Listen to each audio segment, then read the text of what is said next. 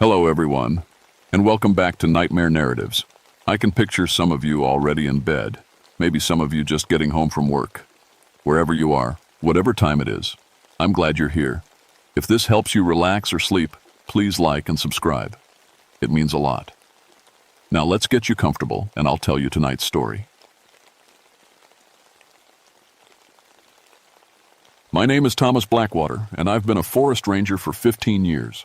I thought I knew everything about surviving in the wilderness. I was wrong. It was February 1963, and Virginia was buried under the worst winter anyone could remember. The temperature hadn't climbed above zero in 3 weeks, and the snow kept falling. Ravens Peak, where I worked, was completely cut off from the world. No roads, no phone lines, no way in or out until spring. I didn't mind the isolation. After 2 tours in Korea and 15 years in these mountains, I was used to being alone. My job was teaching survival skills to military units, showing them how to stay alive when everything went wrong. I was good at it too. I could make fire from wet wood, find food where others saw nothing, and keep warm in conditions that would kill most people in hours. The cabin where I lived sat at 4,200 feet, just below the peak itself.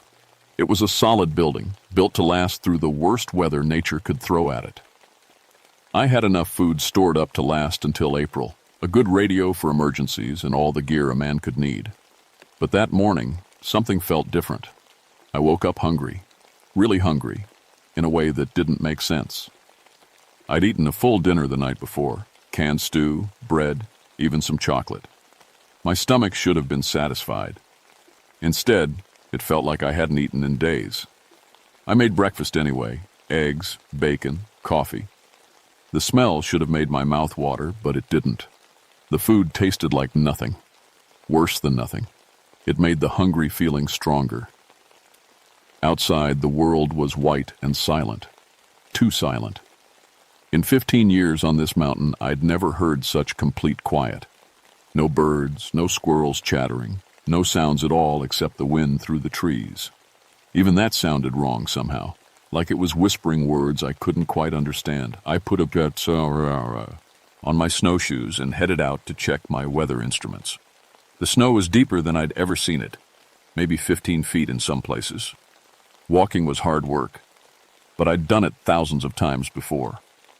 That's when I found the first track. It was huge, maybe 2 feet long, pressed deep into the snow. At first glance, it looked like a human footprint, but wrong in every way that mattered. Too long, too narrow, with what looked like claw marks at the end of each toe. Whatever made it was walking on 2 legs, but it wasn't human. I knelt down and studied it carefully. The track was fresh, maybe an hour old. The edges were still sharp, and there was no wind drift covering it. Something had walked past my cabin while I was sleeping. I followed the trail. It led up toward the peak, moving in a straight line through snow that should have been impossible to walk through. Whatever made these prints was either incredibly strong or incredibly light.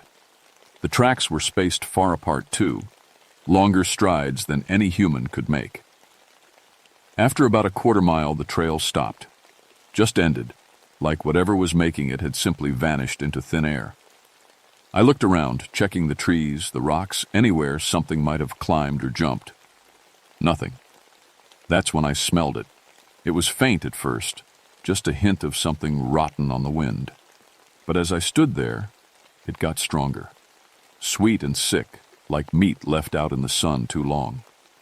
My empty stomach twisted, and for a crazy moment, the smell almost made me hungry instead of sick. I'd smelled death before. In the war, in the forest when I'd found hikers who didn't make it through the winter. This was different. Older, like something that had been dying for a very long time. I headed back to the cabin as fast as I could move through the snow. The hungry feeling was getting worse, gnawing at me like a living thing. I tried, eating again when I got back. More bacon, some canned fruit, anything to fill the emptiness in my belly. Nothing worked. As the sun went down, I sat by my radio and tried to raise someone, anyone, on the emergency frequency. Static. Just endless static. Like the whole world had gone quiet. That night I heard footsteps on my roof. Slow, careful steps, like someone was walking around up there. But the sound was wrong. Too heavy, too spaced out. Whatever was up there was big, and it was taking its time, like it was looking for something. I grabbed my rifle and went outside. The moon was full, and the snow reflected enough light to see clearly. The roof was empty. No tracks leading up to the cabin, no tracks leading away. Just my own footprints from earlier in the day. But when I went back inside, I could still hear the footsteps. They followed me as I moved from room to room, always right above where I was standing. When I stopped, they stopped. When I moved, they moved. I didn't sleep that night. I sat in my chair with the rifle across my lap, listening to those footsteps pace back and forth above my head. And all night long, the hungry feeling grew stronger until it felt like it was eating me from the inside out. By morning, I knew something was very wrong on Raven's Peak. I just didn't know how wrong yet. The next day brought news that changed everything. My radio crackled to life around noon, the first real signal I'd gotten in weeks. It was base command from Fort Lee, about 50 miles south. The voice was scratchy and full of static, but I could make out the important parts. Ranger Station, military training unit, 12 men, overdue check-in, last known position. I grabbed the microphone. This is Ranger Blackwater at Raven's Peak Station. Say again about the missing unit. The voice came back clearer. Blackwater, thank God. We've got a survival training group that went silent 3 days ago. 12 soldiers on winter exercise. Their last radio contact put them somewhere near your position. My stomach dropped. What kind of exercise? Standard cold weather survival. They were supposed to establish base camp and live off the land for 1 week. Full rations for emergency backup. I looked out at the endless white landscape. In this weather with this much snow, even experienced soldiers could get into trouble fast. But 12 men with full gear and backup food should have been fine for a week. I'll search for them, I told base command. But weather's been bad up here, real bad. Roger that. Their call sign was Winter Wolf. Last transmission was coordinates. The voice faded into static before I could get the numbers. I spent the rest of that day preparing. Extra ammunition, medical supplies, emergency flares, everything I might need to help 12 men in trouble. The hungry feeling was still gnawing at me, but I pushed it aside. People needed help, and that was my job. I found their camp on the second day of searching. It was about 2 miles from my cabin, in a clearing that should have provided good shelter. They'd done everything right. Military tents arranged in a defensive circle, fire pit in the center, supplies organized and protected. These men knew what they were doing. But the camp was wrong in every way that mattered. The tents were still standing, but the walls were shredded from the inside. Long tears in the canvas, like someone had used knives or claws to cut their way out. The fire pit was cold, but there were bones scattered around it. Human bones. I found the first body 20 feet from the camp. It was one of the soldiers, still in his winter gear, but he'd been eaten. There was no other word for it. Chunks of flesh torn away, bite marks on the bones, pieces missing that could only have been chewed off and swallowed. The bite marks were huge. Whatever had done this had teeth like a bear, but arranged wrong. Too many of them, too sharp, too big for any animal I knew. But the worst part was his face. He was smiling. Even after being partially eaten alive, he was smiling like he'd just heard the best joke in the world. I found 3 more bodies scattered around. The clearing.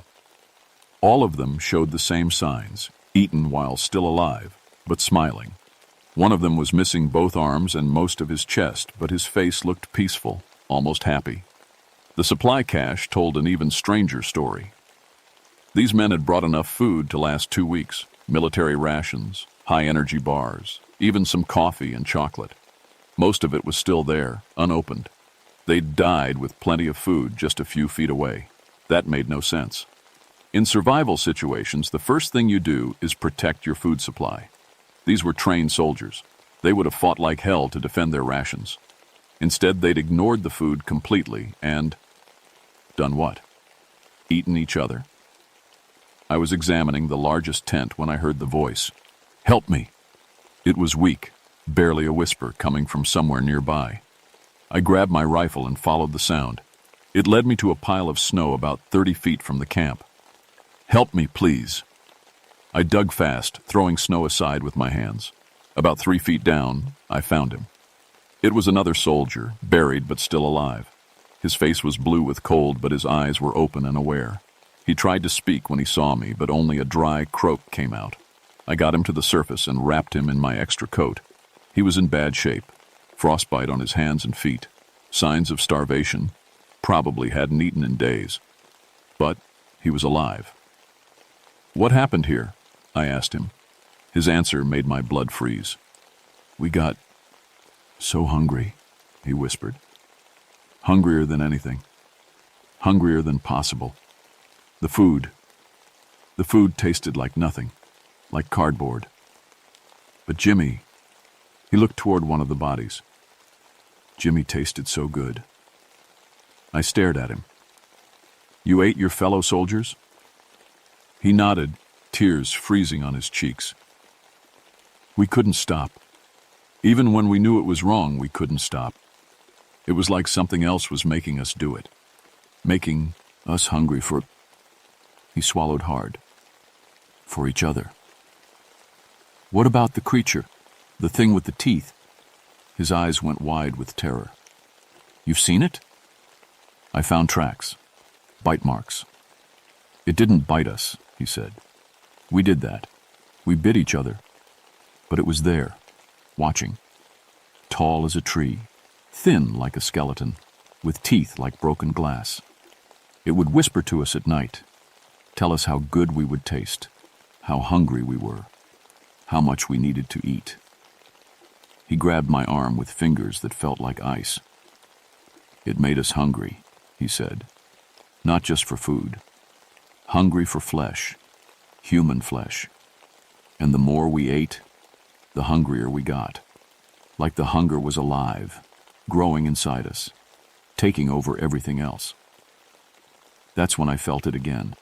That gnawing emptiness in my own stomach. The same feeling I'd been fighting for 2 days. And looking at this half-dead soldier, this man who'd eaten his friends and was still smiling about it, I understood. The hunger wasn't natural. It was something else. Something that lived in the cold and the snow and the endless winter night. Something that was still here, still watching, still waiting. And it was making me hungry too. I got the soldier back to my cabin, but he died before morning. Not from the cold or starvation or frostbite. He died smiling, chewing on his own fingers like they were the best meal he'd ever tasted. I tried to stop him, but he fought me with strength that shouldn't have been possible for a man in his condition. "So good," he kept saying between bites. "So good, so good, so good." The sound of his teeth grinding against bone will haunt me forever. I buried him in the snow behind my cabin and tried to make sense of what I'd learned. 12 trained soldiers had turned cannibal within days, ignoring perfectly good food to eat each other instead. Something had made them do it, something tall and thin with too many teeth, something that could make people hungry for human flesh. That's when I remembered the stories. I'd heard them from Cherokee friends back when I was first learning to survive in these mountains. Stories about the Wendigo, creatures born from cannibalism, monsters that had once been human until hunger drove them to eat their own kind. The Cherokee said Wendigos could never be satisfied, no matter how much they consumed. They were always hungry, always hunting, always looking for new victims to share their curse. I'd laughed at those stories 15 years ago. I wasn't laughing now. The hungry feeling was getting worse. I'd tried eating everything in my cabin, canned meat, dried fruit, even raw flour mixed with water. Nothing helped. The emptiness in my stomach was spreading, becoming a need that regular food couldn't touch. And I was starting to look at the dead soldier's body in ways that scared me. On the third night, I saw the Wendigo for the first time. I was sitting by my window watching the snow fall when something moved at the edge of the clearing. At first I thought it was just a tree swaying in the wind. Then it stepped into the moonlight. It stood maybe 13 feet tall, impossibly thin, with arms that hung down to its knees. Its skin was gray-white, like old snow, stretched tight over bones that showed through like tent poles. But it was the face that made my hands shake. Human, but wrong. The features were there. eyes, nose, mouth, but stretched and twisted like a reflection in a funhouse mirror. Its mouth was too wide, filled with yellow teeth that looked more like broken glass than anything meant for chewing. And its eyes were black holes that seemed to pull light into them and give nothing back. It looked right at me through the window and smiled. When it opened its mouth, I could hear its voice even through the glass. Not words exactly, but something that felt like words, like thoughts being pushed into my head. "Hungry," it said without speaking. "So hungry. Join us. Feed with us. Taste the only food that matters." I grabbed my rifle and fired 3 shots through the window. The creature didn't even flinch. The bullets seemed to pass right through it like it was made of mist. It just kept smiling and faded back into the trees, but its voice stayed in my head. "Hungry, hungry, always hungry. The only way to stop the hunger is to feed it. Feed it with warm flesh, fresh blood, the taste of life itself." That's when I understood what had happened to the soldiers. The Wendigo hadn't killed them. It had infected them. It had planted its hunger inside them like a seed, let it grow and spread until they couldn't think about anything else. And now it was doing the same thing to me. I lasted 2 more days before I snapped. I was trying to eat a can of beef stew, forcing myself to swallow even though it tasted like sawdust, when I smelled something that made my mouth water for the first time in a week. Meat. Fresh, warm meat, with blood still flowing through it. It was coming from behind the cabin, from where I'd buried the soldier. I found myself standing over his grave with a shovel in my hands, digging through the frozen ground like a madman. The smell was getting stronger, more beautiful than anything I'd ever experienced. My stomach cramped with need, and I could taste saliva flooding my mouth. The rational part of my brain was screaming at me to stop, to fight this, to remember that I was human, and humans didn't eat other humans. But that voice was getting weaker, while another voice, the Wendigo's voice, got stronger. "Yes," it whispered. "Dig. Feed. Satisfy the hunger that lives inside you now. Taste what you were always meant to taste." I had the body halfway uncovered when I heard footsteps behind me. I spun around, shovel raised like a weapon, expecting to see the Wendigo. Instead, I saw a man walking toward me through the snow. He was wearing the same military winter gear as the dead, so little ears, but he looked healthy, well-fed, normal. "Easy there, Ranger," he called out. "I'm not here to hurt you." I kept the shovel up. "Who are you?" "Sergeant Mills, Winter Wolf Training, Unit. I got separated from my squad a few days ago, been trying to find them ever since." He looked at the hole I'd been digging, at the partially uncovered body. "Jesus, what happened here?" I should have been relieved to see another living person. Instead, all I could think about was how good he would taste. "There's something wrong with this place," I managed to say. "Something that makes people hungry." He nodded. "I know. I felt it too. That's why I came back. We need to help each other fight it." But as he got closer, I could see that something was wrong with his face. His smile was too wide, too happy for someone who'd just found a grave. And his eyes had that same black emptiness I'd seen in the Wendigo. "The hunger doesn't have to hurt," he said, still smiling. "It can feel good if you stop fighting it. My squad learned that. They stopped fighting, and it felt so good." That's when I realized he wasn't a survivor. He was one of the soldiers I'd found at the camp, one of the ones who'd been eaten down to the bone. But somehow, he was still walking around. "Join us," he said, reaching out with hands that ended in long, yellow claws.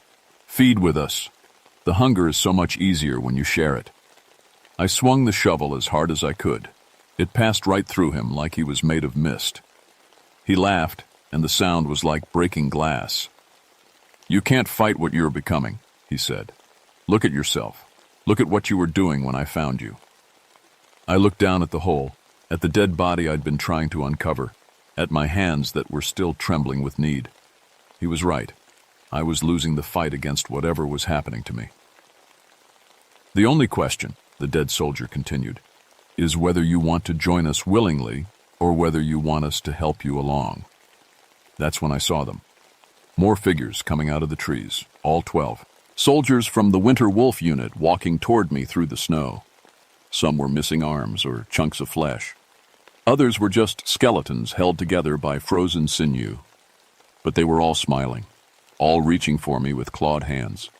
And behind them, taller than the trees, the Wendigo itself stepped into the clearing.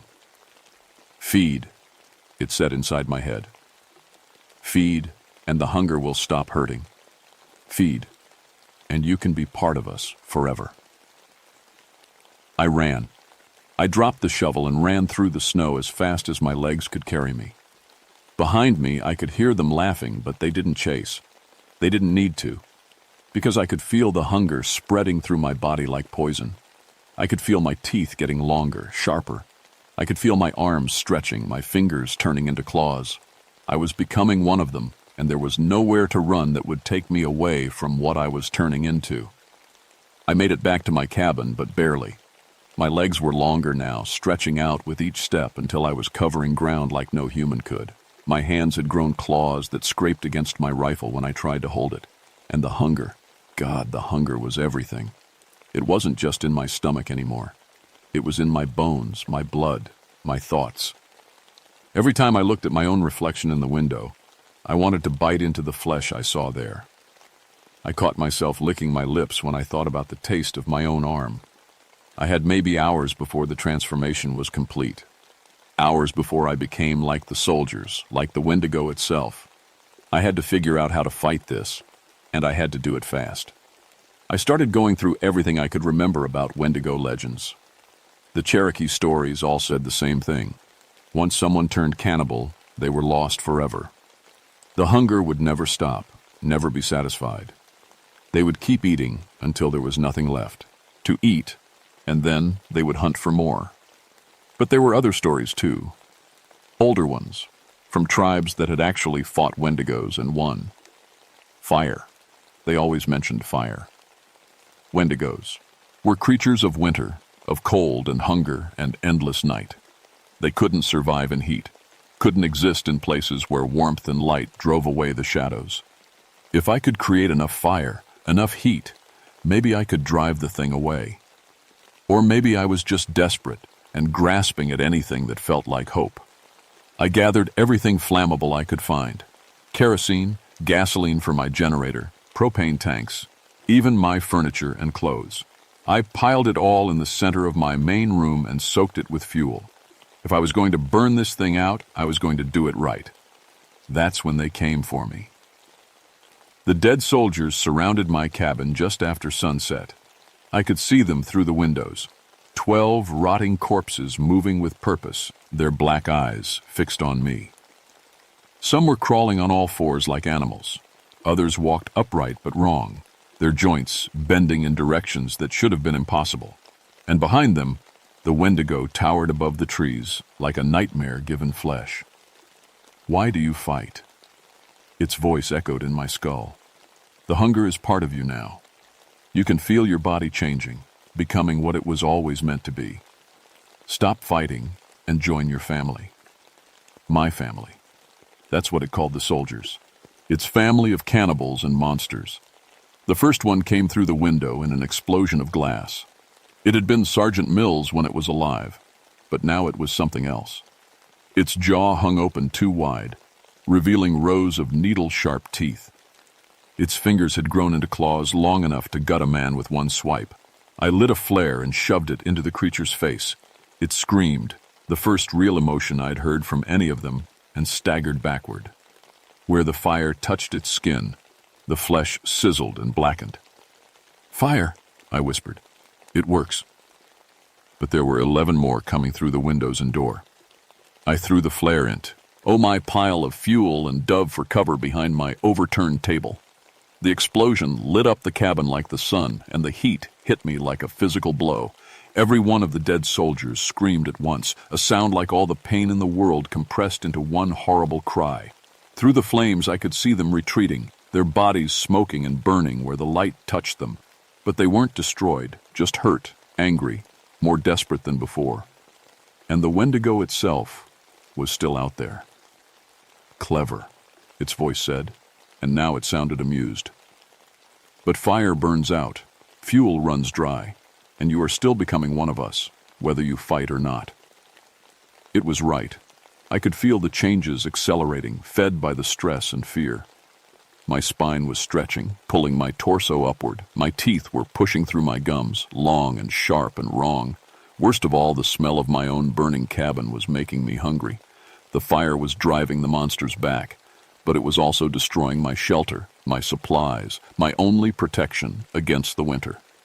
In a few hours, I'd be alone in the snow with nothing but the clothes on my back, and by then, I might not be human enough to care.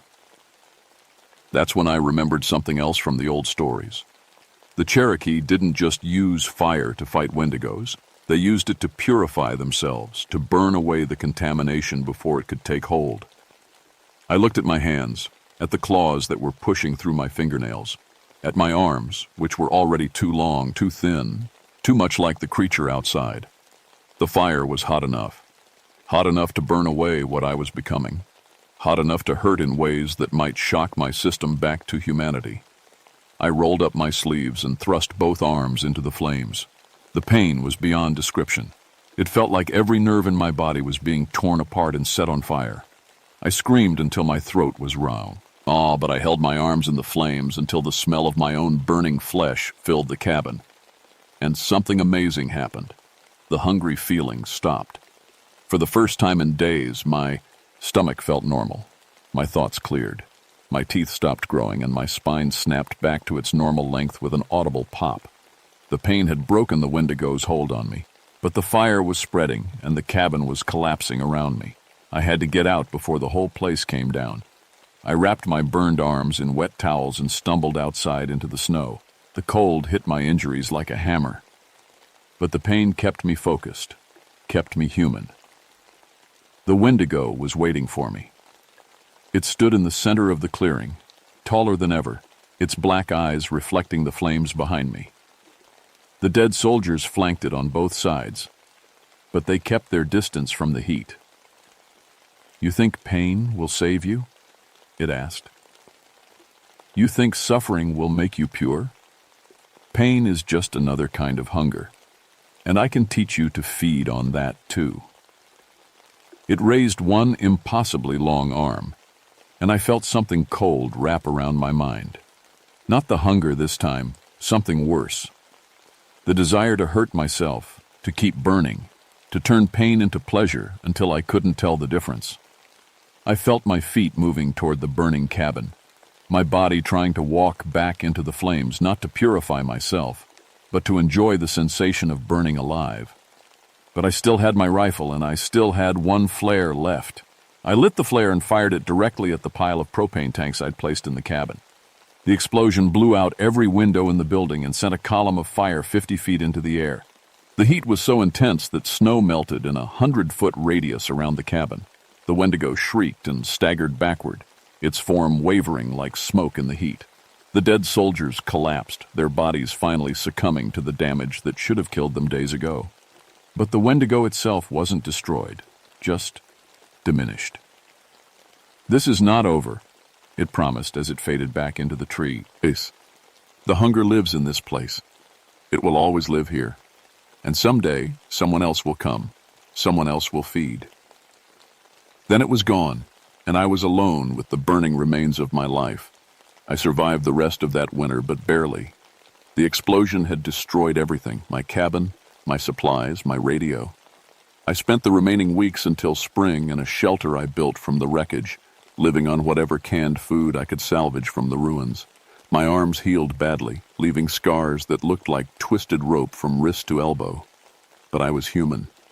The burns had broken the Wendigo's hold completely, though I could still feel something empty inside me where the hunger had lived, like a tooth that's been pulled, leaving a hole that never quite stops aching. When the snow finally melted enough for rescue teams to reach me, I told them I'd had an accident with my heating system. Propane leak, explosion, lucky to be alive. They believed me because the alternative was impossible. I never went back to Ravens Peak. The Forest Service offered me early retirement with full benefits considering my injuries and the trauma of the accident. I took it and moved to Richmond, where I found a small apartment near the city center. I needed to be around people, lots of people, all the time.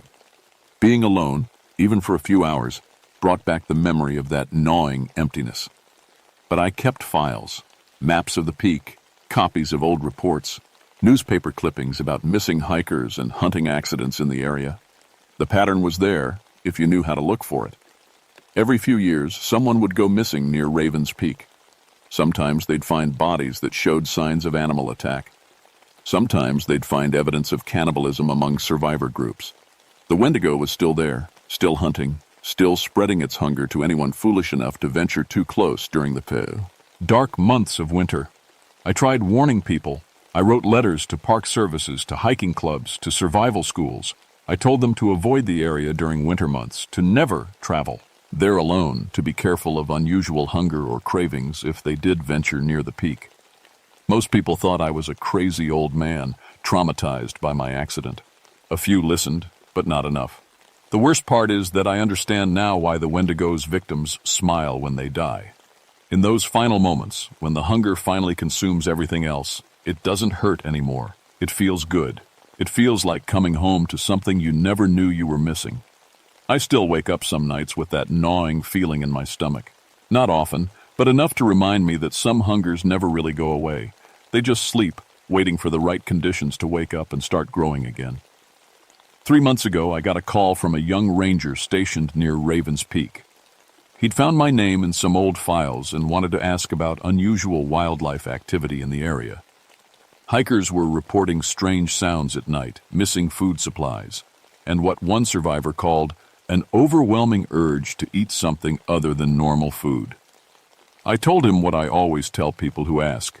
Stay away from that mountain during winter. Don't go alone. Don't trust your own hunger if you feel it getting strange. And if you see something tall and thin watching you from the trees, run and don't look back. He laughed and said he'd keep it in mind. Last week, the same Park Service called to tell me they'd found his body, along with the bodies of 2 hikers he'd been trying to help. The official report listed it as a bear attack, but I know better. The Wendigo is still there, still waiting, still teaching people that some hungers can never be satisfied with ordinary food. And someday, when I'm too old and weak to keep fighting it, I know I'll go back to that mountain. Not to face the creature again, but because the empty place inside me will finally get too big to ignore. Because some hungers never die. They just wait, patient as winter, for their chance to feed again. I'm 71 years old now, and I can feel that patience wearing thin. 15 years I spent teaching survival in those mountains, and I thought starvation was just a technical problem to solve. Then I learned that some hunger never dies. Some hunger lives in the cold and the dark and the endless snow, waiting to teach others that the only food that really satisfies is the kind that screams when you bite it. Stay away from Raven's Peak, especially in winter. Trust me on this one.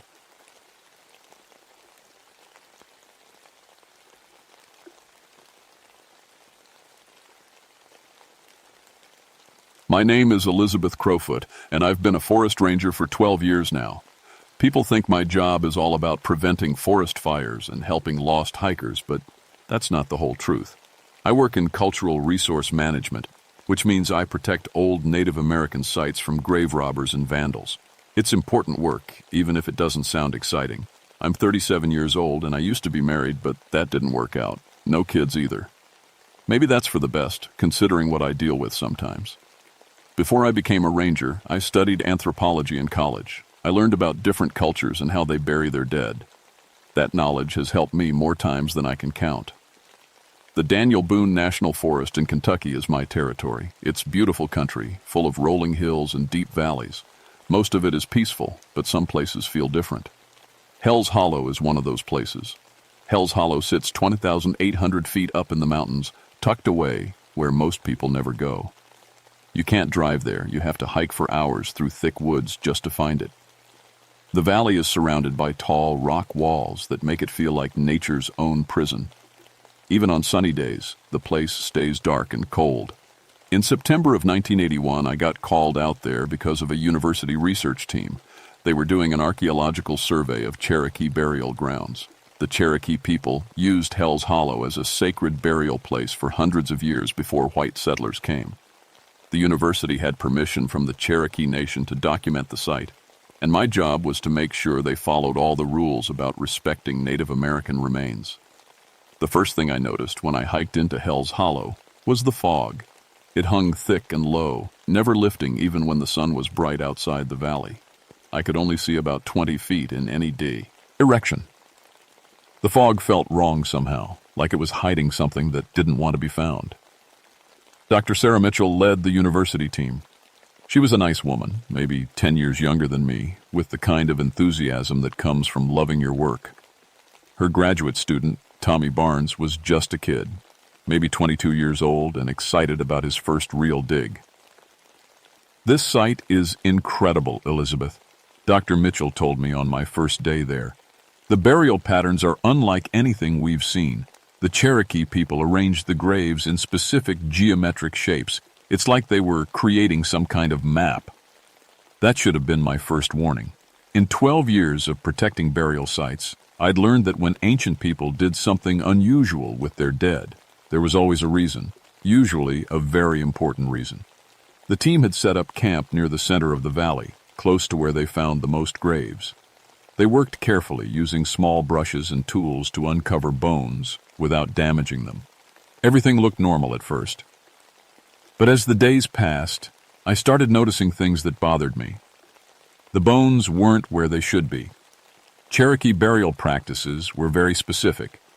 Bodies were placed facing east, with certain grave goods arranged in particular ways. But these bones had been moved around, not by animals or weather, but by human hands. Someone had been digging up the dead and putting them back in different positions. "Dr. Mitchell," I said one morning, "have you noticed that some of these remains look like they've been disturbed?" She looked up from where she knelt beside an open grave. "We thought that too at first, but the disturbance patterns are so old they might be part of the original burial ritual. Maybe the Cherokee people moved bones around for religious reasons we don't understand yet." That didn't feel right to me, but I couldn't argue with her expertise. She had more education than I did, and the Cherokee elders who gave permission for the dig hadn't mentioned anything unusual about the site. But I kept watching, and what I saw made my skin crawl. Every morning the bones would be in slightly different positions than where the team had left them the night before. Not dramatically different, just a little bit, like someone had picked them up and put them back down wrong. The graduate student Tommy noticed it too. "Miss Crowfoot," he whispered to me one evening as we sat around the campfire, "I swear those bones in Section 3 moved last night. I photographed everything before we covered it up, and this morning the skull was turned the other way." "Did you tell Dr. Mitchell?" I asked. He shook his head. "She'd think I was imagining things, but I know what I saw." I believed him. In my 12 years protecting sacred sites, I'd learned to trust my instincts, and my instincts were screaming that something was very wrong in Hell's Hollow. The fog never lifted. The temperature never warmed up, even though it was still early fall. And sometimes, when the wind blew through the valley, it sounded almost like voices whispering words I couldn't quite understand. On our 6th day in Hell's Hollow, we found the carved bones. Dr. Mitchell called me over to Section 7, where they'd been working on what looked like a family burial plot. 3 skeletons lay side by side, 2 adults and a child, probably buried together centuries ago. But these bones were different from all the others we'd found. Someone had carved intricate patterns into every single bone. Not just simple scratches, but detailed designs that looked like they'd been made by an artist. Spirals and symbols covered the skulls. The long bones of arms and legs had been turned into elaborate sculptures, carved with impossible precision. "Elizabeth, look at this craftsmanship," Dr. Mitchell said, her voice full of wonder. "These carvings are incredibly detailed. The Cherokee people must have had master bone carvers we never knew about." I knelt down next to the graves and looked closer. The carvings were beautiful, I had to admit, but something about them made my stomach turn. They didn't look like Cherokee work to me. The symbols were all wrong, twisted versions of patterns I'd seen in my anthropology studies. "How old do you think these carvings are?" I asked. Tommy was taking photographs from every angle. "They look ancient," he said. "The bone has that same aged color as all the other remains. These carvings have to be hundreds of years old." But I wasn't so sure. The carved lines looked too clean, too fresh. Ancient bone carving usually wore down over time, especially bone that had been buried in damp earth. These designs looked like they'd been made yesterday. That night, I couldn't sleep. I kept thinking about those carved bones and the feeling they gave me. Around midnight, I gave up trying to rest and decided to walk around the camp. The fog was thicker than usual, and I could barely see the tents just 20 feet away. I was walking toward the dig site when I heard it, a soft, scraping sound, like someone dragging a stick across stone. I stopped and listened. The sound came again, from the direction of Section 7, where we'd found the carved bones. My heart started beating faster. All the rules said I should wake up the others, but something made me want to investigate first. Maybe it was just an animal, and I didn't want to scare the university team over nothing. I pulled out my flashlight and walked slowly toward the sound. The beam cut through the fog, but I could only see a few feet ahead of me. The scraping sound continued, steady and rhythmic, like someone working on a craft project.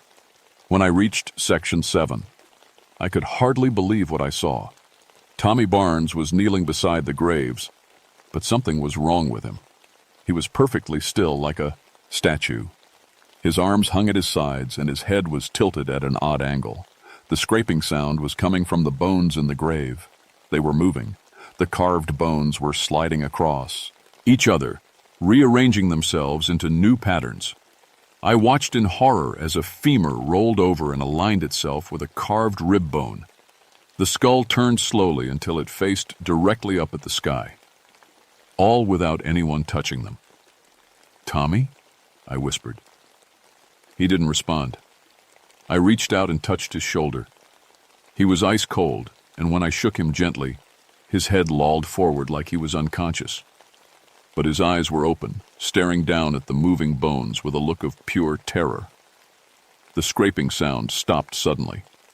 All the bones went still at exactly the same moment. Tommy gasped and jerked backward, nearly knocking me over. "What happened?" he asked, his voice shaking. "I was in my tent, and then I was here.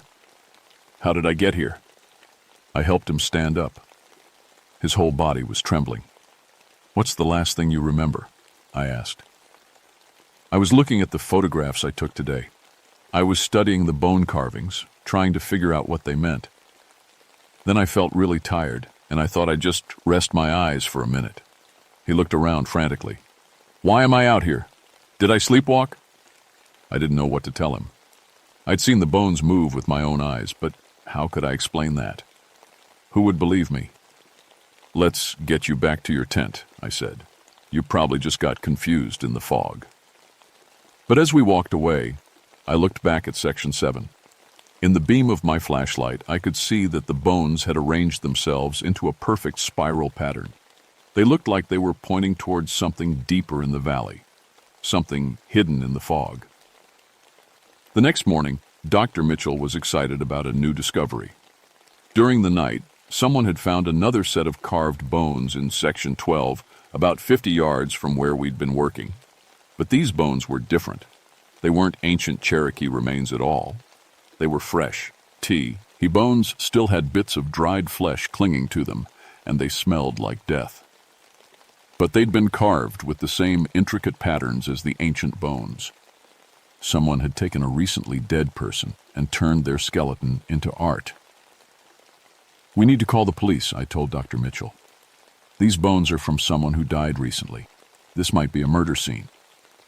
She nodded, but she looked more fascinated than horrified. "The carving technique is identical to the ancient bones. Whoever did this has studied Cherokee burial practices extensively. The precision of the work is incredible." Tommy was quiet all morning. He kept staring at the new bones with a strange expression on his face. When I asked him if he was feeling all right, he just shook his head. "I keep having dreams," he told me quietly. "Dreams about someone carving bones while the person is still alive. I can hear them screaming, but I can't move or help them. It feels so real." I felt a chill run down my spine. Tommy, I think you should leave the valley today. Take a few days off. I can't, he said. I need to stay. I need to understand what the carvings mean. They're trying to tell us something important. That afternoon, while Dr. Mitchell hiked out to get cell phone signal and call the authorities, I stayed in camp with Tommy. The fog was getting thicker, and the temperature was dropping even though it was barely past noon. Tommy sat beside the fresh bones, studying them intently. He had his notebook out and was copying the carved symbols onto paper. Elizabeth, he said without looking up, these aren't just random designs, they're a map. Look at how the spirals connect to each other. They're showing us where to find something. I didn't want to look, but I couldn't help myself. The carvings did look like they might be pointing in specific directions. Some of the spirals seemed to flow toward the deeper part of the valley, where the fog was thickest. Tommy, step away from those bones, I said. Whatever killed that person might still be out there. But he wasn't listening to me anymore. He was tracing the carved patterns with his finger, following them like he was reading a book. His eyes had that same glazed look I'd seen the night before. I understand now, he whispered. They want us to come deeper into the valley. They want to show us the real burial ground. Dr. Mitchell never made it back to camp that first day. We found her body the next morning about half a mile from Hell's Hollow. She was lying on her back in a small clearing, her arms spread wide like she'd been arranged that way on purpose. But that wasn't the worst part. The worst part was that she'd been carved. Someone had used a blade to cut intricate designs into her skin while she was still alive. The cuts were deep and precise, forming the same spiral patterns we'd been seeing on the bones. Her clothes were torn and bloody, but her face was peaceful, like she'd died smiling. Tommy found her first. I heard him screaming and ran to see what was wrong. When I saw Dr. Mitchell's body, I threw up. In 12 years of working in the forest, I'd seen plenty of death. Animal attacks, hunting accidents, heart attacks on the trail, but I'd never seen anything like this. We have to get out of here, I told Tommy. We have to leave right now. But Tommy was staring at Dr. Mitchell's body with that same fascinated expression he'd been wearing all week. Look at the craftsmanship, Elizabeth. Look at how perfect the lines are. Whoever did this is an artist. Tommy, that's a dead person, a person we knew. How can you talk about her like she's a piece of art? He looked up at me, and for a second his eyes seemed normal again. You're right. I'm sorry. I don't know why I said that. Something's wrong with me. I helped him cover Dr. Mitchell's body with a tarp from our camp supplies. Then we tried to hike out of Hell's Hollow to get help, but something strange happened when we reached this edge of the valley. We couldn't leave. Every time we tried to climb up the rock walls that surrounded the valley, we'd get confused and turned around. We'd think we were heading up and out, but somehow we'd always end up back at the bottom, walking toward our camp. It was like the valley was playing tricks on our minds. This is impossible, I said after our fourth failed attempt to escape. I know these woods. I've been hiking here for over a decade. We should be able to find our way out. Tommy wasn't even trying anymore. He was sitting on a fallen log, drawing the carved symbols in his notebook. Maybe we're not supposed to leave yet, he said. Maybe we're supposed to find out what the carvings mean first. That night, neither of us slept. We sat by the fire and took turns keeping watch, but it didn't matter. Around midnight, I heard the scraping sounds again. This time, they were coming from multiple directions. It sounded like dozens of bones moving around in the fog. Do you hear that? I whispered to Tommy. He nodded, but he didn't look scared anymore. He looked excited. They're calling to us, the bone carvers. They want to show us their workshop. Tommy, listen to me. Whatever's happening here isn't natural. Dr. Mitchell is dead, and we need to focus on getting out alive. But Tommy was already standing up, walking toward the sounds. I have to see, Elizabeth. I have to understand what they're creating. I grabbed my flashlight and followed him. We walked deeper into Hell's Hollow than we'd ever gone before, following the scraping sounds through the thick fog. The air got colder with each step, and I could smell something rotten, like meat that had been left in the sun too long. After about 10 minutes of walking, we found the source of the sounds. It was a workshop. Someone had cleared out a natural depression in the valley floor and turned it into a carving studio. Hundreds of human bones were arranged in neat piles. Skulls in one area, arm bones in another, leg bones in a third. Fresh bones mixed with ancient ones, all of them, carved with the same intricate patterns. And in the center of the workshop, someone was still working. I couldn't see who it was at first. The figure was hunched over a carving table made from a flat boulder, using tools I couldn't identify to work on what looked like a human rib cage. The scraping sound was coming from whatever they were using to carve the bone. Tommy walked straight toward the figure like he was in a trance. I tried to grab his arm, but he shrugged me off. "Excuse me," he called out. "We'd like to see your work." The figure stopped carving and looked up. It wasn't human. The thing had once been a person, maybe a long time ago, but something had happened to change it. Its skin was gray and dried out, stretched tight over bones that looked too long. Its fingers had grown into claws about 6 inches long, sharp enough to carve bone. Its eyes were completely black, like looking into deep water at night. When it smiled at us, I could see that its teeth had been filed into points. "Welcome," it said in a voice like wind through dead leaves. "I have been waiting for you. I saw you studying my earlier works, and I knew you would appreciate my art." Tommy stepped closer to the thing. "You're the bone carver. You made all those beautiful designs." "Beautiful, yes. Each bone tells a story. Each carving captures a soul." The creature picked up the rib cage it had been working on. "This one belonged to your friend, the archaeologist. She had such passion for understanding the dead. Now she is part of my collection forever." It was Dr. Mitchell's rib cage. I recognized the break in one of the ribs from an old injury she'd told us about. The thing had carved delicate flower patterns into every bone. "You killed her," I said, my voice barely a whisper. "I transformed her," the creature corrected. "Death is temporary. Art is eternal. She will never be forgotten now. Ami was looking around at all the carved bones with wonder. "How long have you been creating this art?" "Centuries. I was once like you, a person who came to study the Cherokee graves. But I learned that the dead have so much more to offer than dusty history. They can become masterpieces." The thing stood up, and I could see it was at least 7 feet tall. Its joints moved wrong, like they'd been taken apart and put back together incorrectly. "The Cherokee people buried their dead here because this place is special," it continued. "The boundary between life and death is thin in this valley. I learned how to cross that boundary, how to bring the dead back to serve my vision." All around us, the piles of carved bones began to move. Skeletons assembled themselves from the scattered remains, standing up to surround us. But these weren't normal skeletons. Every bone had been carved with those spiral patterns, and the carvings glowed with a faint blue light. "My servants," the creature said proudly. "Each one a work of art, each one happy to serve their creator forever." I counted at least 20 skeletons. Some looked ancient, probably Cherokee people who'd been buried here long ago. Others looked more recent. Hikers, hunters, maybe other researchers like Dr. Mitchell. All of them had been turned into the creature's twisted art collection. "Now I have a choice to make," the creature said, looking back and forth between Tommy and me. "Which of you will be my next masterpiece?" Tommy stepped forward without hesitation. "Choose me. I want to be part of your collection." I grabbed his arm and pulled him back. "Tommy, no, that thing killed Dr. Mitchell. It wants to kill us too." But Tommy shook his head. "You don't understand, Elizabeth. Look at all this beautiful art. Look at how the carvings make the bones come alive.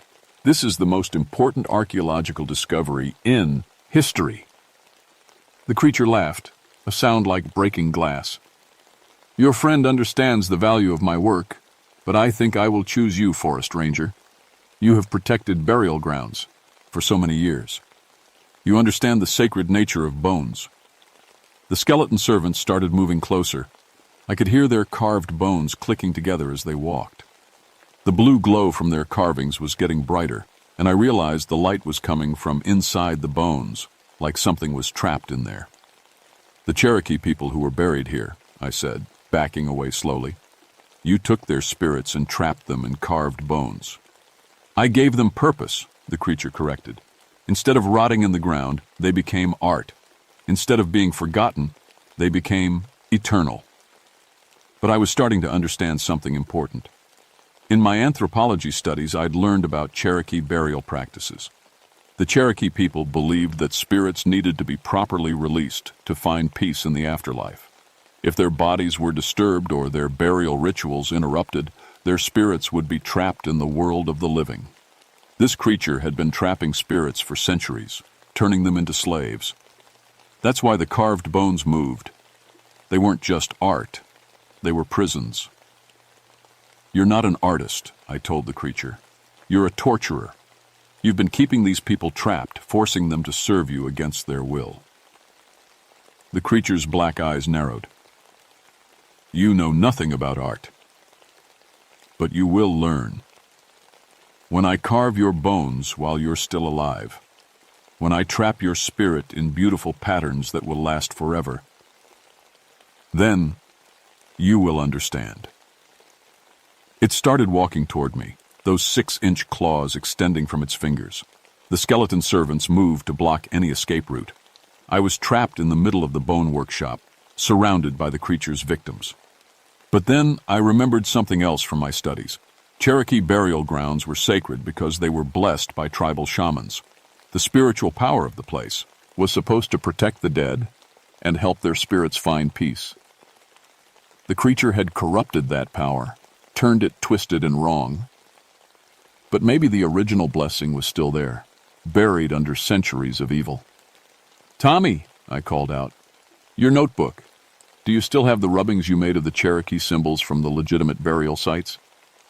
He looked confused but pulled out his notebook. "Yes, why?"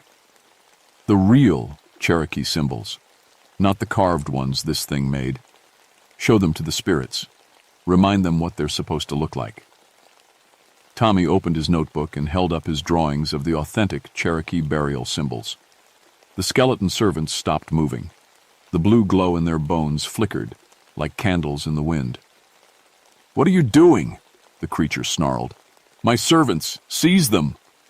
But the skeletons weren't moving anymore. They were looking at Tommy's drawings with what might have been recognition.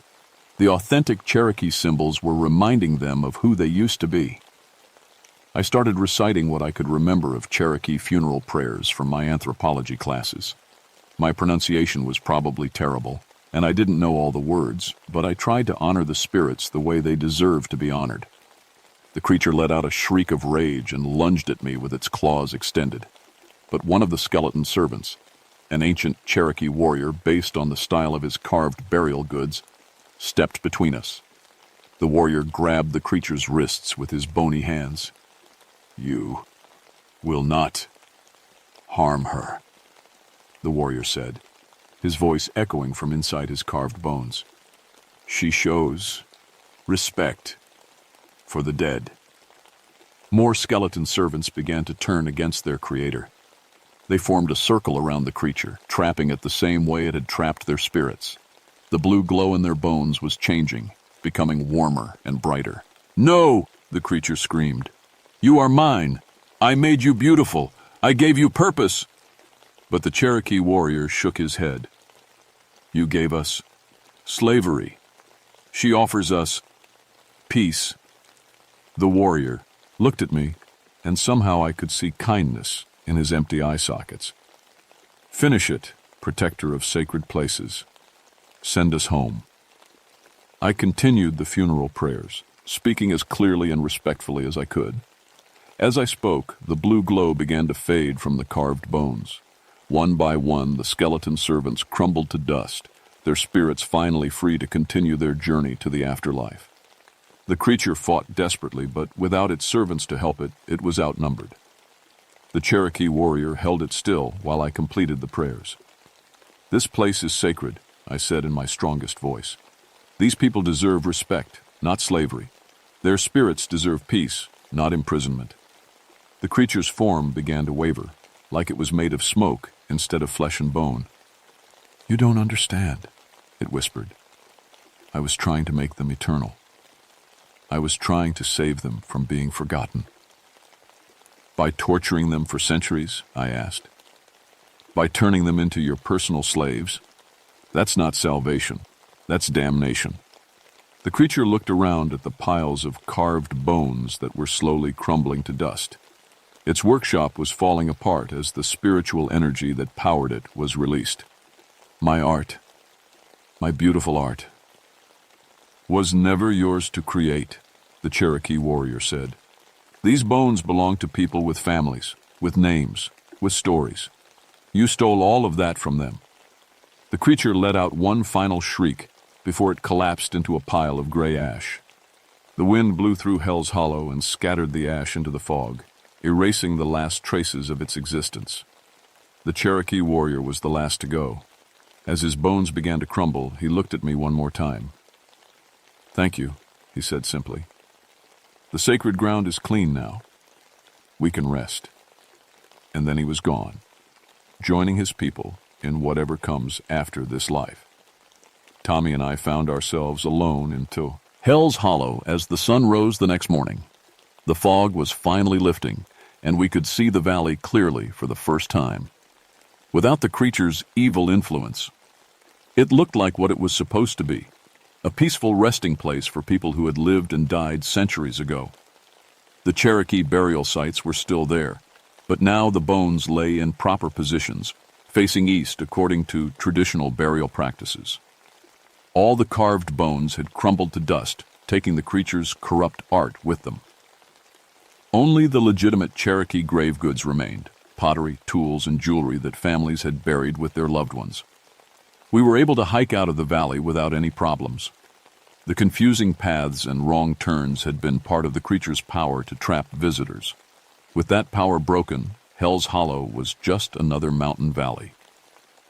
When we reached civilization, we called the authorities and reported Dr. Mitchell's death. Her body was found exactly where we'd left it, but the carved wounds on her skin had healed over, leaving only faint scars. The medical examiner ruled her death a heart attack, probably brought on by getting lost in the woods and panicking. Tommy spent 3 days in the hospital being treated for exhaustion and exposure. When he was released, he couldn't remember much about what had happened in Hell's Hollow. The doctors said trauma sometimes caused memory loss. I didn't try to remind him of the details. Some things are better forgotten. The university canceled their archaeological survey and sealed their research files. Officially, Hell's Hollow was closed to researchers because of cultural sensitivity concerns raised by the Cherokee Nation. Unofficially, I think the Cherokee elders knew something had been wrong with the place and were grateful to have it cleaned up. I kept working as a forest ranger, but I specialized more and more in protecting Native American burial sites. The Cherokee Nation gave me honorary status as a cultural protector, which meant I could learn proper burial rituals and prayers. I wanted to be prepared if I ever encountered another corrupted sacred site. 3 years later, I was promoted to head of cultural resource management for the entire Daniel Boone National Forest. It was an important job with good pay, but that wasn't why I took it. I took it because it gave me the authority to protect places like Hell's Hollow from people who didn't understand how dangerous it could be to disturb the dead without proper respect. I visit Hell's Hollow twice a year now, in the spring and fall, to make sure the Cherokee burial ground stays peaceful. I bring tobacco and sage as offerings, and I say prayers in Cherokee to honor the people who rest there. The valley stays foggy sometimes, but it's natural fog now, not the supernatural darkness that used to trap spirits.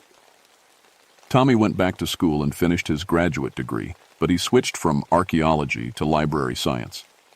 He said he preferred working with books instead of digging up the past. He sent me a letter once, saying he sometimes had dreams about carved bones, but he couldn't remember where the dreams came from. Dr. Mitchell's death was ruled accidental, and her family held a nice funeral for her back in Ohio. I attended the service and met her parents. They were proud of the work she'd done studying Native American culture, and they appreciated that I'd tried to keep her safe during the survey. I didn't tell them what really happened. Some truths are too heavy for grieving parents to carry. The Cherokee Nation asked me to help protect other burial sites across the region. Over the years, I found 3 more places where someone had been disturbing Native American graves, though none as seriously corrupted as Hell's Hollow. Each time I worked with Cherokee spiritual leaders to perform proper cleansing ceremonies and make sure the dead could rest in peace. I never married again or had childs. Ren. My job became my family, and the burial sites became my responsibility. It's not the life I planned when I was young, but it's the life that chose me after what happened in Hell's Hollow. Sometimes, on quiet nights in the forest, I think about the Cherokee warrior who saved my life. I wonder what his name was when he was alive, what stories he could have told about his people and their traditions. The creature that trapped him never cared about those details. It only saw his bones as raw material for its twisted art. But that's the difference between archaeology and grave robbing, between respect and exploitation. When you study the dead, you have to remember that they were once living people with hopes and fears, and families who loved them. They deserve to rest in peace, not to be turned into someone else's idea of art. Sacred ground stays sacred only as long as someone remembers why it matters. Violate the dead, and they'll teach you the difference between archaeology and desecration. I learned that lesson in Hell's Hollow, and I'll carry it with me for the rest of my life. The fog still rolls through those mountains sometimes, but it's clean fog now, natural and harmless. And when the wind blows through Hell's Hollow, it doesn't sound like whispered voices anymore. It sounds like peace.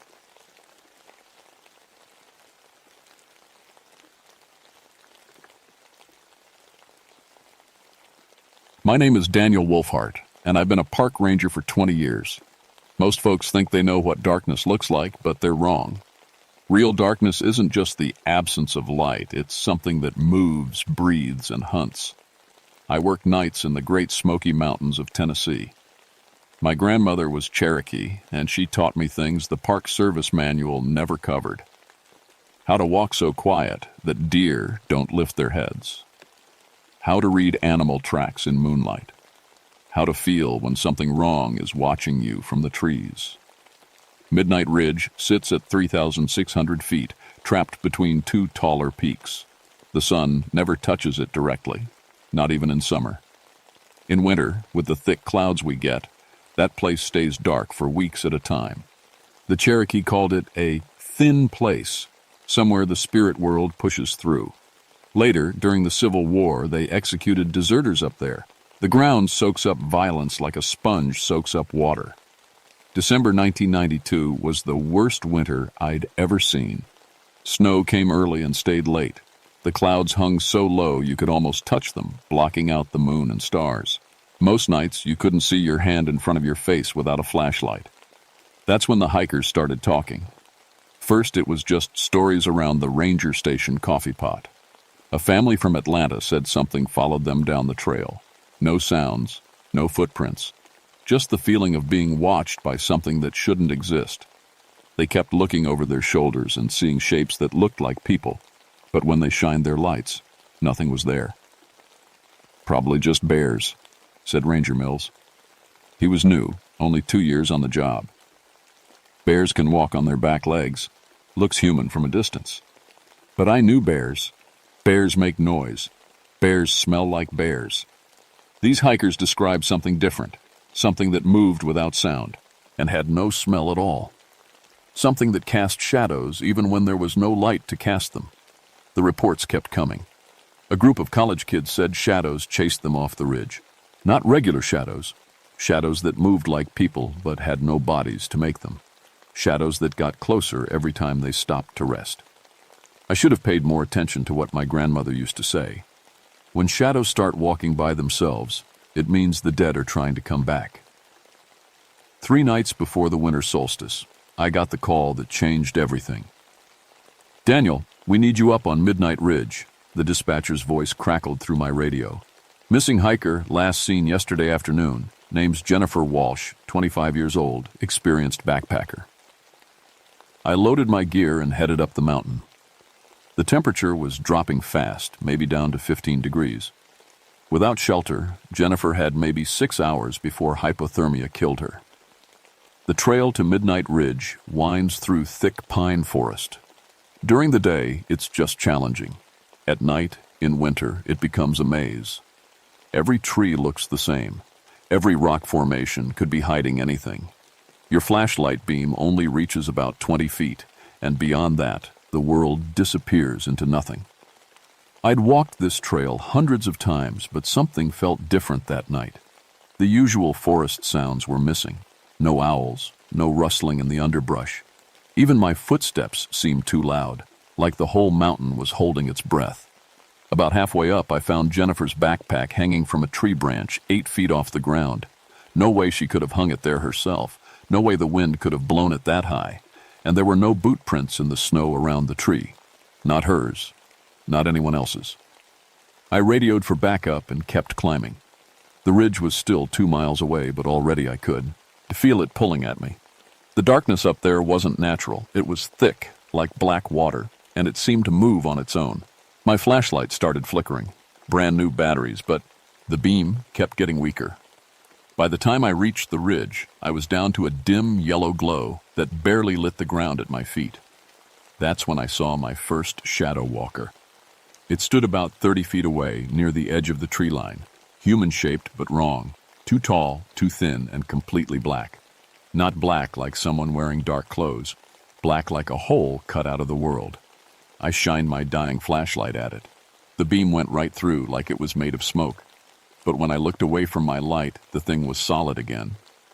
It had no face, just a smooth, dark surface where features should be. For maybe 10 seconds, we stared at each other. Then it started walking toward me. I've faced down bears, mountain lions, and drunk hunters with guns. I know what fear feels like. This was different. This was terror so deep it made my bones ache. Every instinct I had screamed at me to run, but my legs wouldn't move. The shadow person, that's what I started calling them, moved without sound. Its feet didn't disturb the snow. It cast no shadow of its own, even though my flashlight should have thrown one on the ground behind it. When it got within 10 feet, my flashlight died completely. The cold hit me like a physical blow. Not winter cold.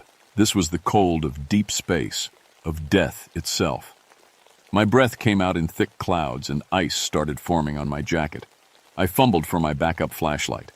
My hands were shaking so bad I almost dropped it. The moment the beam came on, the shadow person vanished. Just gone, like it was never there. But the cold remained. I called out for Jennifer, my voice echoing off the rocks. No answer. I searched for 2 hours, working in careful grid patterns, stopping every few minutes to listen. The whole time I felt like something was watching me from just outside my light. I found her at dawn. Jennifer Walsh was sitting against a tree, legs stretched out in front of her, head tilted back. Her eyes were wide open, staring at the sky. Her face was frozen in an expression of absolute terror, mouth open, like she'd been screaming when she died.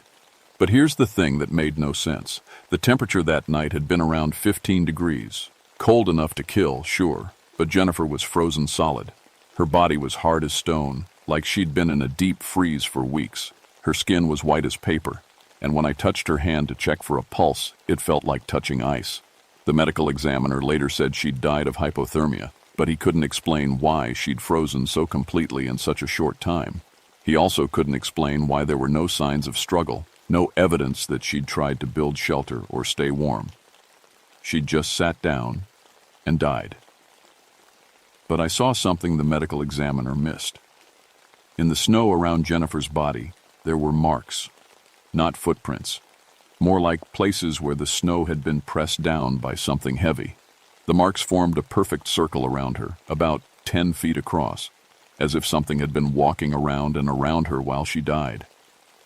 I radioed for a recovery team and started taking pictures. Through the camera lens, I noticed something else. Jennifer's shadow was wrong. The morning sun was hitting her from the east, which should have thrown her shadow to the west. Instead, her shadow stretched north toward the deepest part of the ridge. And it was moving. Not much, just a slight shifting back and forth, like it was trying to pull away from her body. I blinked and looked again. The shadow was normal. But I knew what I'd seen. The recovery team arrived around noon. 4 rangers, 2 paramedics, and a deputy sheriff. We loaded Jennifer onto a stretcher and started down the mountain. professional, efficient, just another wilderness fatality. Except rangers. Mills and Patterson kept stopping, looking over their shoulders. "You guys hear that?" Mills asked, after we'd been hiking for about an hour. We all stopped and listened. Nothing but wind in the trees. "Hear what?" asked the deputy. "Footsteps," Mills said. "Like someone walking behind us, matching our pace." Patterson nodded. "I heard it too. Every time we stop, it stops." We spent 5 minutes standing there, listening to nothing but our own breathing. But when we started moving again, I heard it too. The soft crunch of footsteps in snow, always about 20 feet behind us. I turned around 3 times. Nothing there but trees and shadows. By the time we reached the bottom of the mountain, 2 of the paramedics were complaining that their equipment kept malfunctioning. Radio batteries dying, flashlights flickering. The stretcher kept getting caught on things that weren't there. "Weirdest damn rescue I've ever been on," one of them muttered. That night I drove home to my cabin and tried to forget what I'd seen on the ridge. I told myself Jennifer had gotten lost, panicked, and died of exposure. The shadow person was just my imagination, stress and darkness playing tricks on me. But at 3 a.m, I woke up because my bedroom was freezing cold. The heater was running, but ice was forming on the inside of my windows. My breath came out in thick clouds. And there, in the corner by my dresser, a shadow darker than the rest was slowly taking the shape of a person. I grabbed the pistol from my nightstand and turned on the bedside lamp. The shadow vanished, but the cold remained for another hour. I didn't sleep the rest of that night. The next morning, I drove back to the ranger station to file my report. The coffee was hot, the heater was working, and everything felt normal again. I almost convinced myself I'd dreamed the whole thing. Then Ranger Patterson didn't show up for work. His wife called around noon. "Tom never came home last night," she said, her voice tight with worry. "He was supposed to pick up groceries after his shift, but he never shot. Who had his truck still in the parking lot?" We found his footprints leading from the parking lot toward Midnight Ridge. Just his prints going up the trail, none coming back down. About a mile up, we found his ranger hat hanging from a tree branch, 10 feet off the ground, just like Jennifer's backpack. The footprints continued for another half mile, then stopped. Not gradually, like he'd reached hard ground. They just ended, mid-stride, like Tom Patterson had vanished into thin air. "Could have been an animal attack," said Mills, but his voice shook. "Mountain lion, maybe." "Mountain lions don't hang hats in trees," I said. We searched until dark. No body, no blood, no signs of struggle. Tom Patterson had simply disappeared. That night I stayed at the station to monitor the radio and coordinate search teams. Around midnight, static crackled through the emergency channel. "Help me!" The voice was faint, barely audible through the white noise. "Tom, is that you?" I grabbed the radio. "Tom, what's your location?" "So cold. Can't move." "They're all around me." "Tom, key your mic twice if you can hear me." Nothing but static. I tried for an hour to re-establish contact. Finally, around 1 a.m., the voice came through again, clearer this time. "Daniel, don't come up here. They're not people." Then silence. I called for backup and headed up the mountain alone. I know that was stupid, but Tom was my friend. We'd worked together for 5 years. His kids called me Uncle Daniel.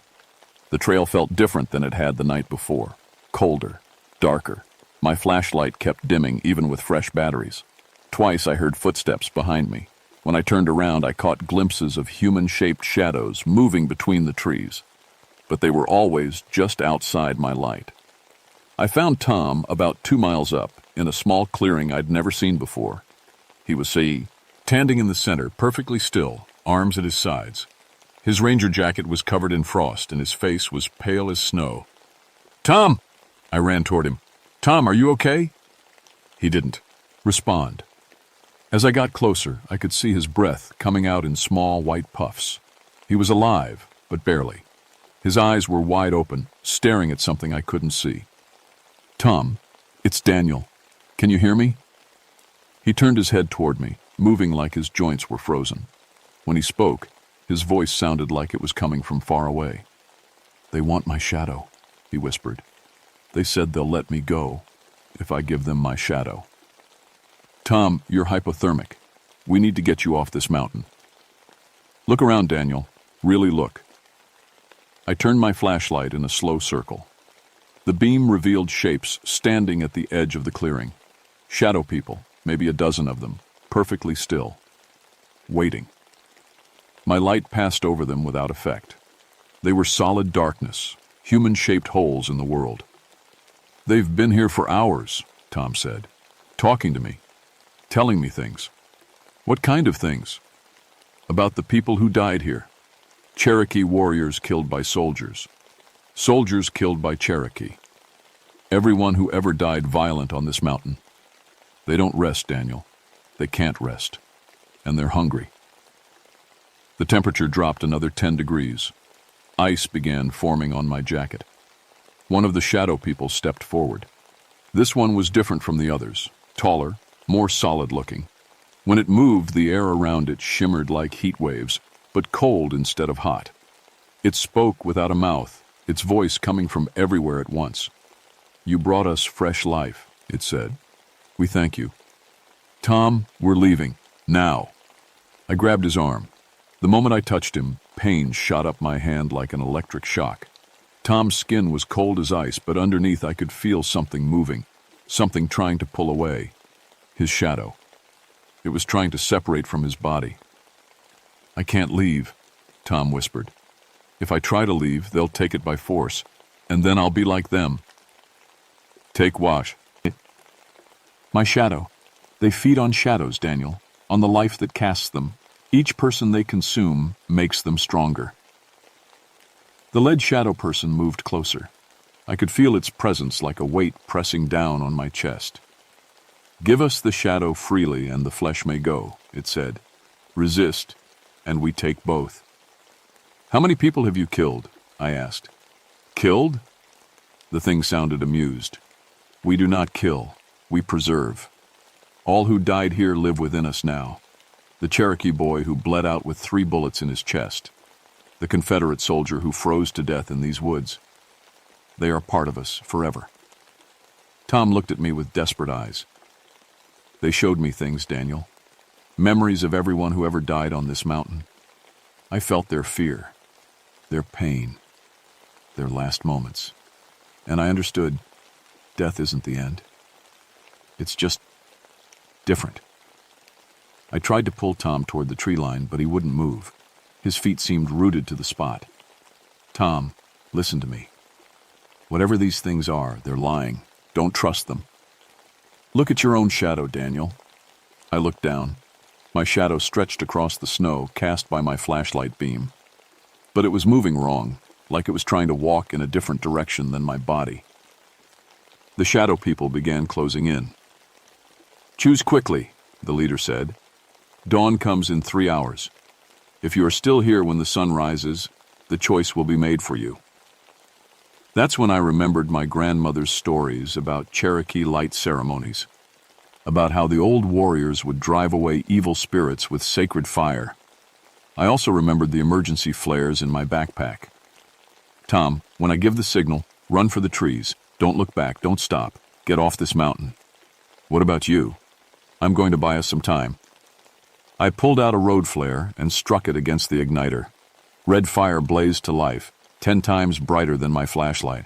Gah! The shadow people recoiled, their forms becoming less solid.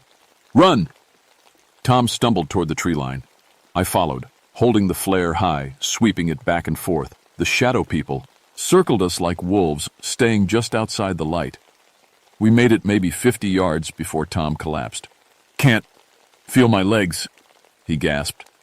I looked down and saw the problem. His shadow was stretching behind us, still connected to his body but getting thinner, like taffy being pulled. The shadow people weren't chasing us. They were draining him from a distance. "They're taking it anyway," Tom whispered. I can feel myself getting weaker. The flare was burning down. Maybe 2 minutes of light left. "I'm sorry, Daniel. Tell my family I tried to come home." Tom's shadow snapped like a broken rubber band. One moment it was there, the next it was flowing across the snow toward the shadow people like black water. Tom aged 20 years in 10 seconds. His hair went gray, his face wrinkled, his back bent. He gasped once, then crumpled to the ground, dead. The shadow people absorbed Tom's shadow into their forms, becoming more solid, more real. The leader turned toward me. "Now," it said, "we have use for you." My flare went out. In the sudden darkness, I felt them pressing close around me. The cold was so intense my lungs burned with each breath. I fumbled for another flare, but my hands were numb and clumsy. "You cannot run from us," the leader said. "This mountain belongs to the shadow now. Every death feeds us. Every soul lost here makes us stronger. What do you want?" "What we have always wanted. To return to the world of the living. For too long, we have been trapped in this thin place between life and death. But the barrier grows weak. Soon, we will walk in daylight again." I finally got another flare lit. The red light revealed dozens of shadow people now, more than before. They surrounded me in expanding circles like ripples on a dark pond. "Tom's death opened the way wider," the leader continued. "His life force, his terror, his despair, all of it feeds the Bree. Between worlds. By tomorrow's dawn, we will have enough strength to leave this place. And then what? You'll hunt people in the towns below? We will do what we have always done. We will collect the shadows of the living and add them to our number, one by one, until all humans cast shadows that serve us." I thought about Jennifer Walsh, frozen in terror, about Tom Patterson, aging to death in seconds, about all the other hikers who'd reported being stalked by moving shadows. "How many people have you killed?" "None. We do not kill. We preserve. Every soul we collect remains conscious within us forever. They experience every moment of every hunt. They feel every new victim's fear as if it were their own." The flare was burning down again. I had maybe 3 left. "You're insane. We are patient. We are eternal. And we are hungry." I looked around desperately, trying to remember everything my grandmother had taught me about Cherokee ceremonies, about the old ways of fighting evil spirits, sacred fire, tobacco, prayer, and one more thing, sacrifice. "The old Cherokee drove you back before," I said. "The old Cherokee knew the proper rituals. They fed us willing sacrifices to keep the breach sealed. But they are gone, and their children have forgotten the old ways. Not all of them." I pulled out my pouch of Red Man tobacco, the cheap stuff I chewed when I was nervous. Not exactly sacred, but tobacco was tobacco. "You think leaf and flame will save you?" The leader laughed, a sound like wind through dead trees. "The power in your blood runs thin. You are not warrior enough for such magic." Maybe not. But I was scared enough, and desperate enough, and angry enough. I scattered the tobacco in a circle around myself and lit the 3rd flare. This time I held it like a torch and began walking toward the largest group of shadow people. "In the name of my grandmother's people," I said, my voice stronger than I felt, "I command you back to the darkness that spawned you." The shadow people wavered but didn't retreat. "You have no power here," the leader said. "Maybe not, but I've got something you want." I looked down at my shadow, cast by the flare's red light. It was moving again, tugging away from my body like it wanted to join the others. "You want my shadow? Come and take it." I started running toward the deepest part of the ridge, the place where the mountain pressed closest to whatever dark dimension these things came from. The shadow people followed, flowing across the snow like spilled ink. Behind me, I could hear Tom's voice mixed in with the others, dozens of people, maybe hundreds, all crying out in voices that echoed from within the shadow collective. "Daniel, don't let them take you. Run. Save yourself." But I kept running deeper into their territory, leading them exactly where I wanted them. At the heart of Midnight Ridge, there's a clearing about 30 feet across. The Cherokee used it for ceremonies back when they still came to this mountain. Civil War soldiers used it for executions. It was a place where the barrier between worlds had been worn thin by centuries of death and violence. It was also where I'd stashed a case of emergency flares during my last supply run. I reached the clearing with my flare burning down to nothing. The shadow people surrounded me, cutting off all escape routes. There were so many now that they blocked out the spaces between the trees. An army of living darkness. "Clever," the leader said. "You led us to the heart of our power. Here, the breach between worlds is strongest. Here we can drain your shadow completely and use your life force to tear open a permanent doorway." Yeah, well, here's the thing about Cherokee sacred sites. I struck my last flare. They're sacred for a reason. I touched the flare to the supply box. 40 emergency flares went up at once, turning night into day. The light was incredible, bright as the sun, red as blood, hot as a furnace.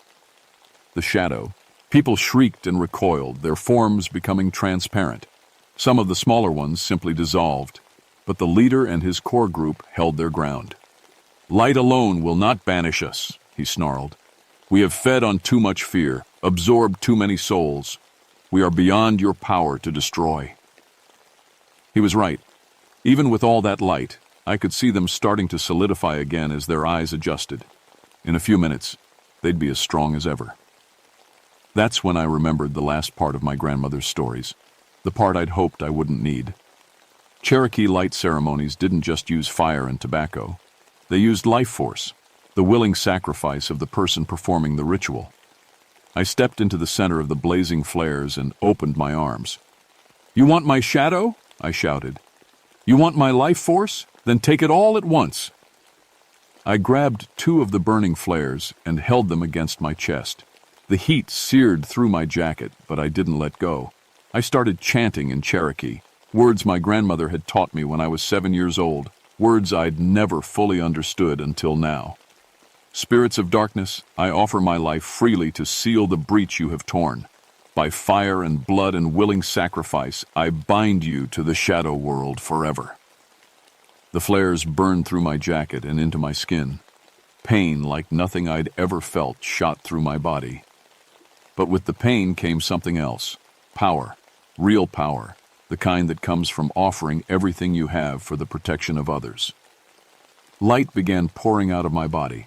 Not the red glow of the flares, but white light, pure as mountain snow. The shadow people screamed and writhed, their forms breaking apart like smoke in a hurricane. "No!" the leader roared. "We will not be banished again." He lunged toward me, his claws reaching for my throat. But the light was too strong. When he touched it, his entire form burst into flames. Not regular fire, but burning darkness that consumed him from within. One by one, the other shadow people followed their leader into dissolution. As they died, I heard voices, human voices, crying out in relief and gratitude. "Thank you. Free at last. Tell my family I love them." Tom's voice was among them. "Take care of yourself, Daniel. You did good." Then they were gone, and I was alone in the clearing with my burns and my failing strength and my flares burning down to nothing. The last thing I remember was feeling my shadow settle back against the ground where it belonged, solid and normal, and mine again. I woke up in Johnson City Medical Center 3 days later. Second-degree burns across my chest, severe hypothermia, and what the doctors called exhaustion of unknown origin. They said hikers found me unconscious in the snow and radioed for help. The official report listed Tom Patterson's death as a wilderness accident, exposure and hypothermia, same as Jennifer Walsh. The fact that his body looked like it had aged 40 years was attributed to unusual environmental factors. The missing persons reports filed by other families over the past few months were quietly closed. No one asked me about shadow people or Cherokee light ceremonies or burning flares in the middle of the night. But Chief Ranger Williams did pull me aside when I came back to work a month later. "Daniel, I want you to know that Midnight Ridge is being closed to public access indefinitely," he said. "We're calling it a geological survey, but between you and me, we've had too many incidents up there. Whatever's happening on that mountain, it's beyond our expertise." "Probably for the best," I said. "There's something else. The Cherokee Nation wants to meet with you, something about honoring a traditional obligation." The ceremony took place in February on the new moon. 15 Cherokee elders gathered in a circle around a sacred fire. They spoke in their own language for most of it, but the meaning was clear enough.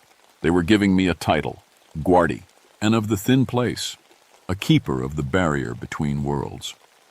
"Your grandmother would be proud," said an old woman named Sarah Ridge. "You did what our warriors could not. You closed the breach permanently." Is it really closed? The shadow people are gone, sent back to the realm where they belong. But the place itself remains what it has always been, a thin spot where other worlds press close to ours. It will need watching. For how long? Forever. So that's what I do now. Every month, I hike up to Midnight Ridge alone. I check the old clearing where I perform the light ceremony. I listen to the wind in the trees and feel for any wrongness that might be trying to push through. Most of the time, everything's quiet. Normal. The mountain has gone back to being just a mountain, but sometimes on the darkest nights, I catch glimpses of shapes moving in the trees.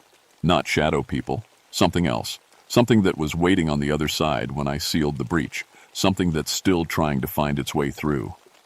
My shadow stays put now, solid and reliable as it should be. But I've aged more than the calendar says I should have. The life force I spent in that ritual came from somewhere, and I can feel the years it cost me in my bones and joints and the gray creeping into my hair. That's okay. It was worth it. Tom Patterson's family moved to Florida 6 months after he died. They invited me to the going-away party, and Tom's wife, Linda, pulled me aside. "I know the official report says exposure," she whispered. "But Tom called me that last night. He was terrified of something, talking about shadows that weren't shadows. I think you know more about what really happened than you're telling." "Mrs. Patterson, I don't need details, I just need to know. Did he suffer?" I thought about Tom's voice mixed in with the others as the shadow people dissolved, calling Obed, but his thanks and his love for his family. "No, ma'am. When it was over, he was at peace." She nodded and never brought it up again. The hikers have started coming back to other parts of the mountain now that the missing persons reports have stopped.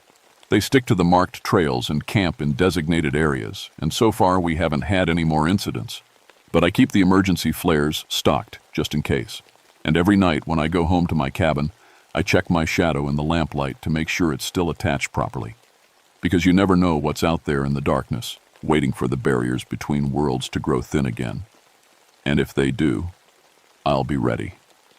After all, some jobs choose you instead of the other way around. 20 years ago, I thought I was just a park ranger who worked nights. Now I know I'm something else, a guardian standing watch between the world of the living and the realm of hungry shadows. It's not the retirement I planned, but it's the one I earned. And when people ask me about the strange things that happen in these mountains, I tell them what I told that reporter last month. Darkness and light are supposed to balance each other out. But some places tip too far toward one side or the other. When shadows start moving on their own, it's time to make your own light, and be prepared to feed it with everything you have. Most folks think I'm talking metaphorically. I let them think that. It's easier than explaining what really walks in the darkness between worlds and what it costs to keep them there.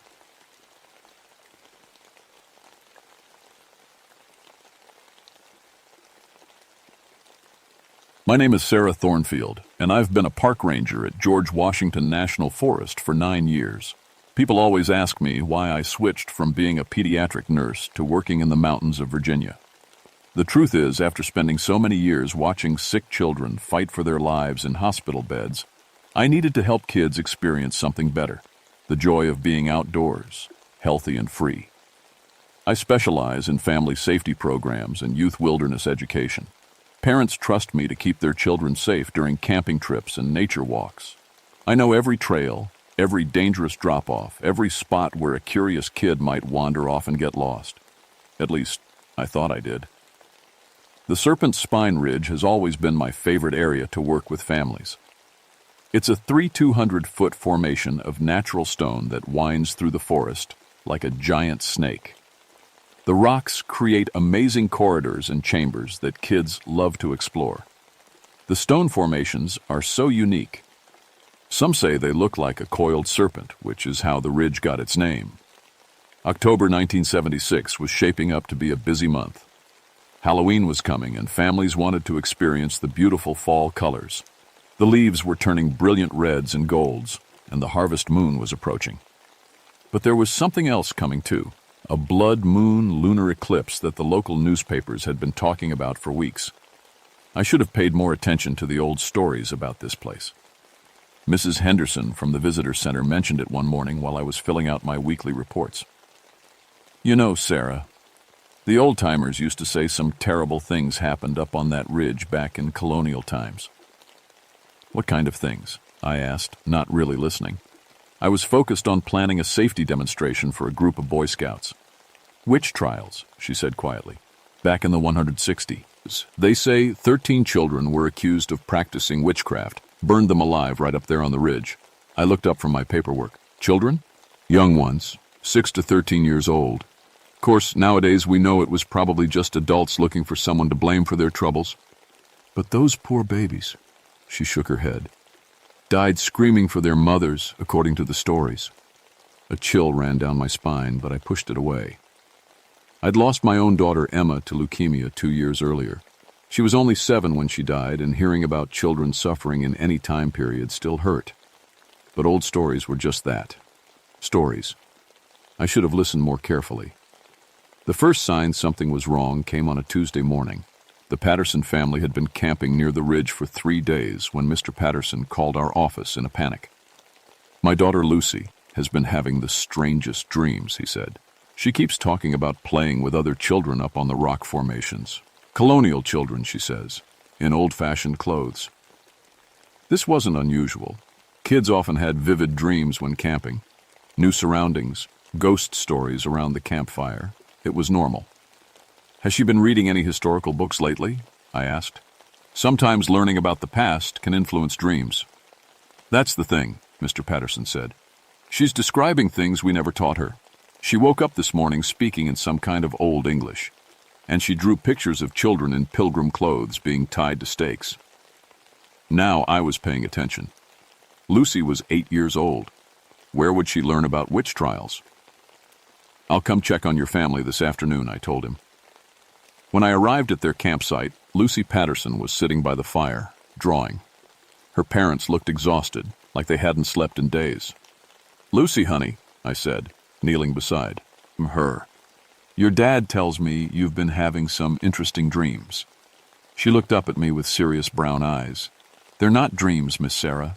The burned children want to play. They've been waiting so long to have friends. She held up her drawing. It showed 13 children in colonial clothing standing in a circle. Their faces were blackened, their clothes were burned, but they were holding hands and smiling. At the bottom of the page, in careful letters, she had written, "They want us to join their game before the red moon comes." I felt my stomach drop. Lucy Patterson had never been taught about the witch trials. Her parents confirmed it. They didn't even know the history of this area. Lucy, where did you learn about these children? I asked gently. They told me, she said simply. They come visit when the moon is bright. They're lonely. They want to play with children who are still alive because they never got to grow up. Mr. Patterson pulled me aside. She's been talking like this for 2 days. And it's not just dreams anymore. She talks to empty air during the day, too. Yesterday, she told us she was playing hide and seek with Mercy and Thankful and Remember. Those sound like colonial names to me. That night, I couldn't stop thinking about Lucy's drawing. Something about the way she described the children felt too real, too detailed. I decided to do some research. In the local historical society's dusty archives, I found the truth that Mrs. Henderson had only hinted at. In October 1692, 13 children aged 6 to 13 had indeed been accused of witchcraft in the area that was now Serpent's Spine Ridge. Their names were listed in faded ink. Mercy Whitmore, age 6. Thankful Adams, age 7. Remember Johnson, age 8.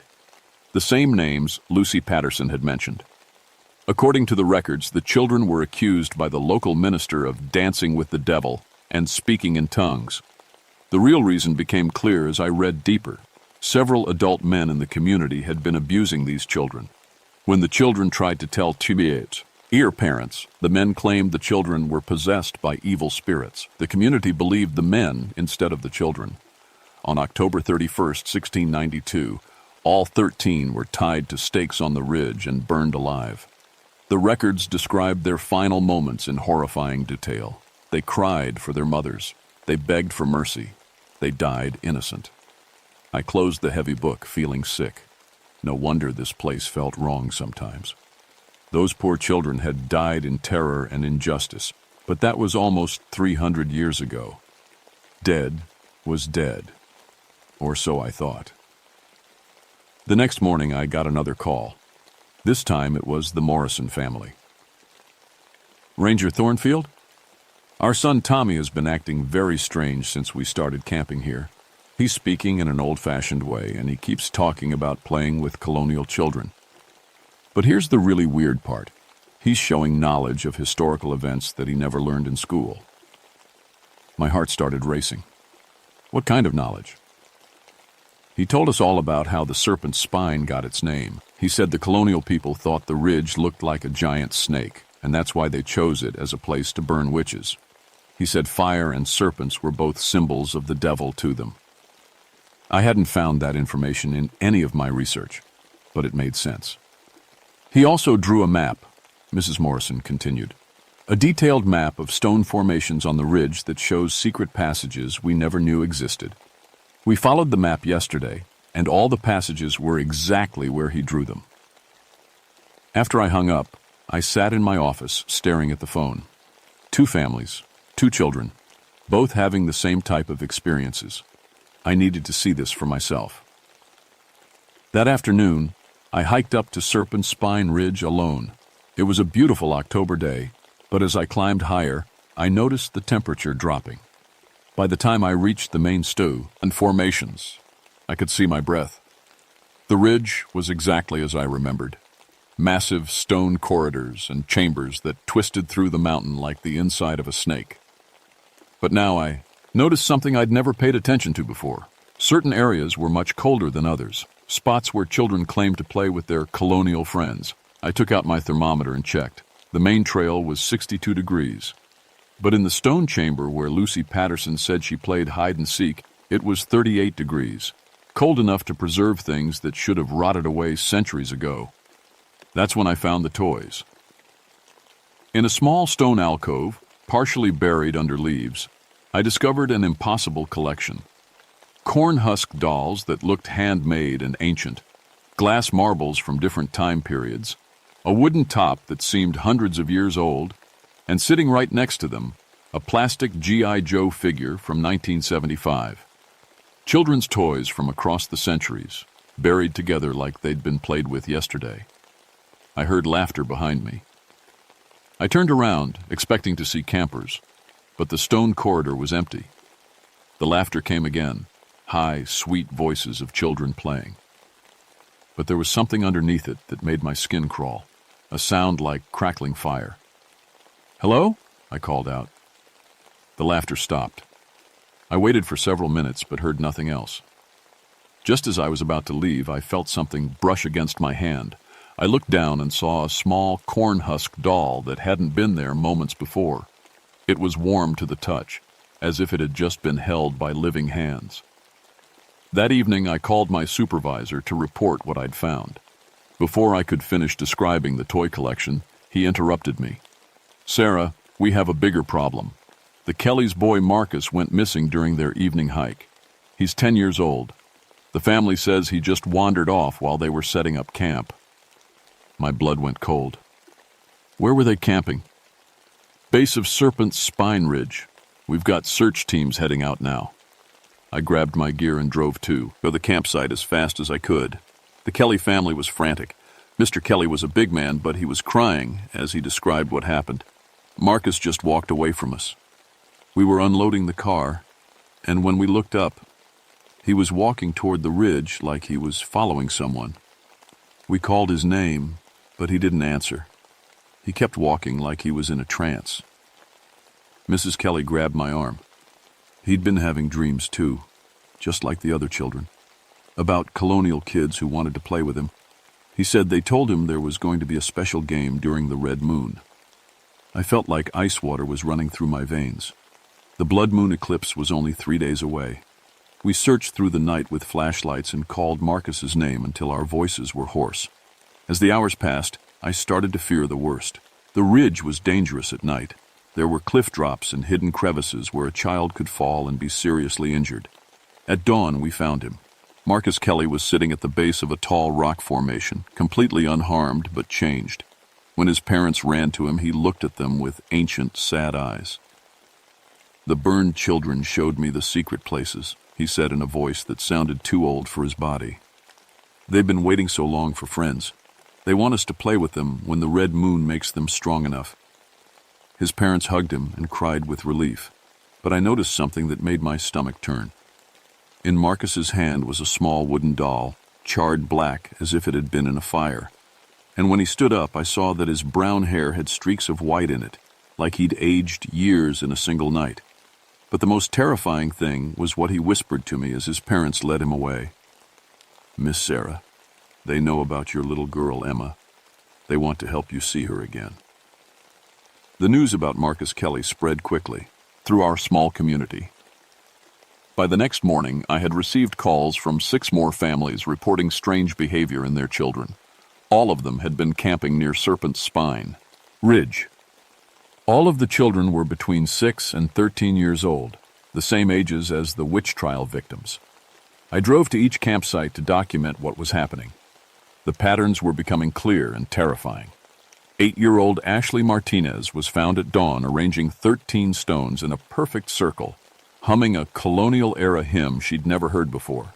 When her parents asked where she learned the song, she said, "Mercy taught it to me. She said they used to sing it before the bad men hurt them." 11-year-old David Chen had carved names into tree bark using symbols that looked like colonial-era letters. When I checked the historical records, they were the exact names of the 13 witch trial victims, spelled in 17th century style. 9-year-old Rebecca Foster was speaking in what sounded like authentic colonial dialect. She told her parents, "The burned children doth wish to play, ere the red moon doth make them whole again." Her parents had never exposed her to period language. But the most disturbing case was 6-year-old Jamie Wilson. His grandmother found him at 3 a.m., standing outside their tent with his arms stretched toward the ridge. He was completely asleep, but tears were streaming down his face. When she woke him, he said, "The littlest burned girl was crying. She's only 6 like me. She wants her mommy, but her mommy can't hear her anymore." I realized that each modern child was somehow connecting with a colonial child of the same age. It wasn't random. These connections were specific and personal. That afternoon, I made a decision that changed everything. I was going to spend the night alone on Serpent's Spine Ridge.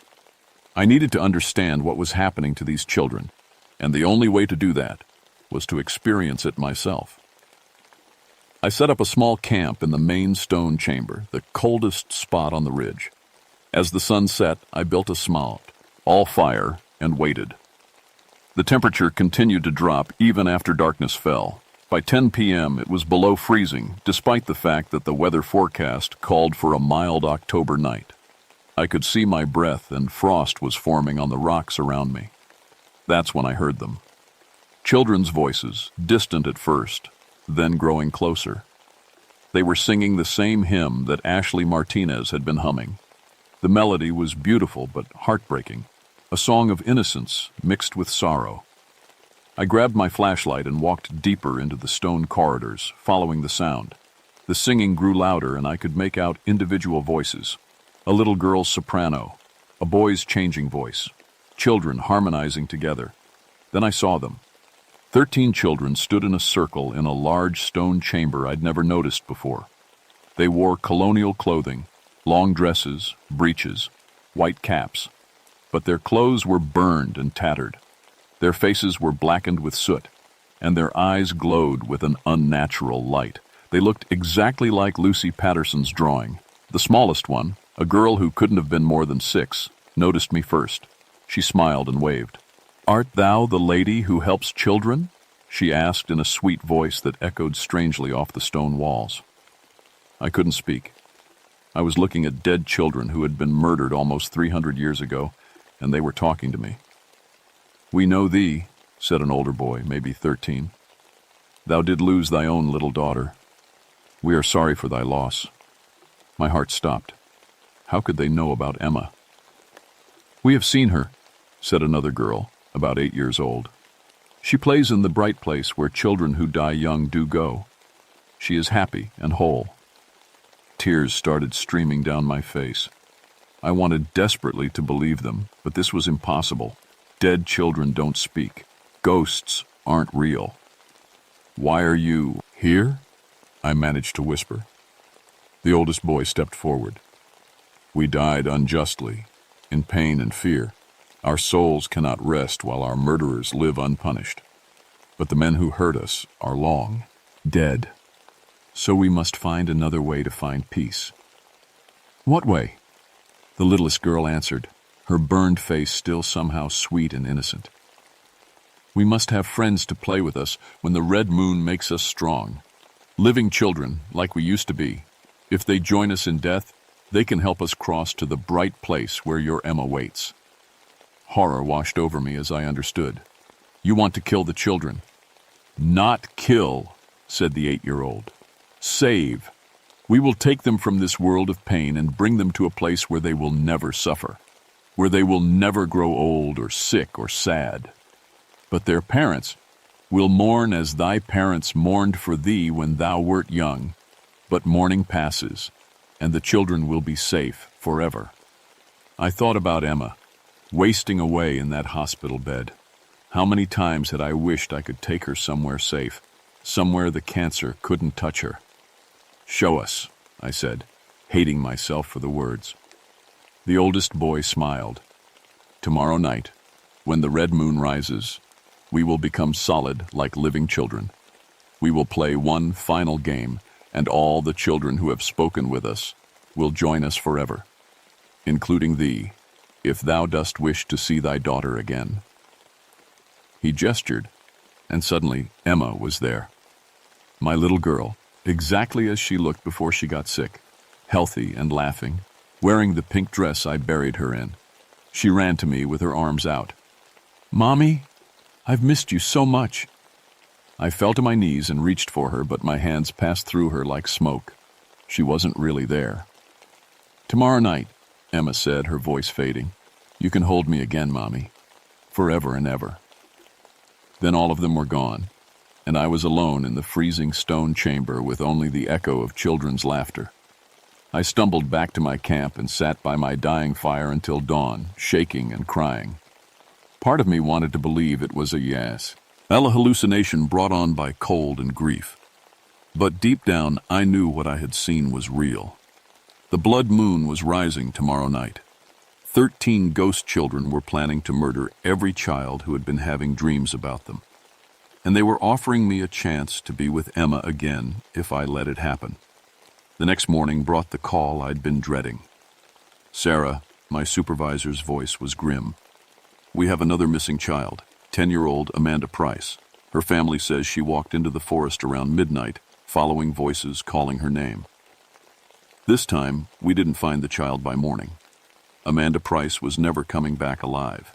I knew it in my heart, but we searched anyway.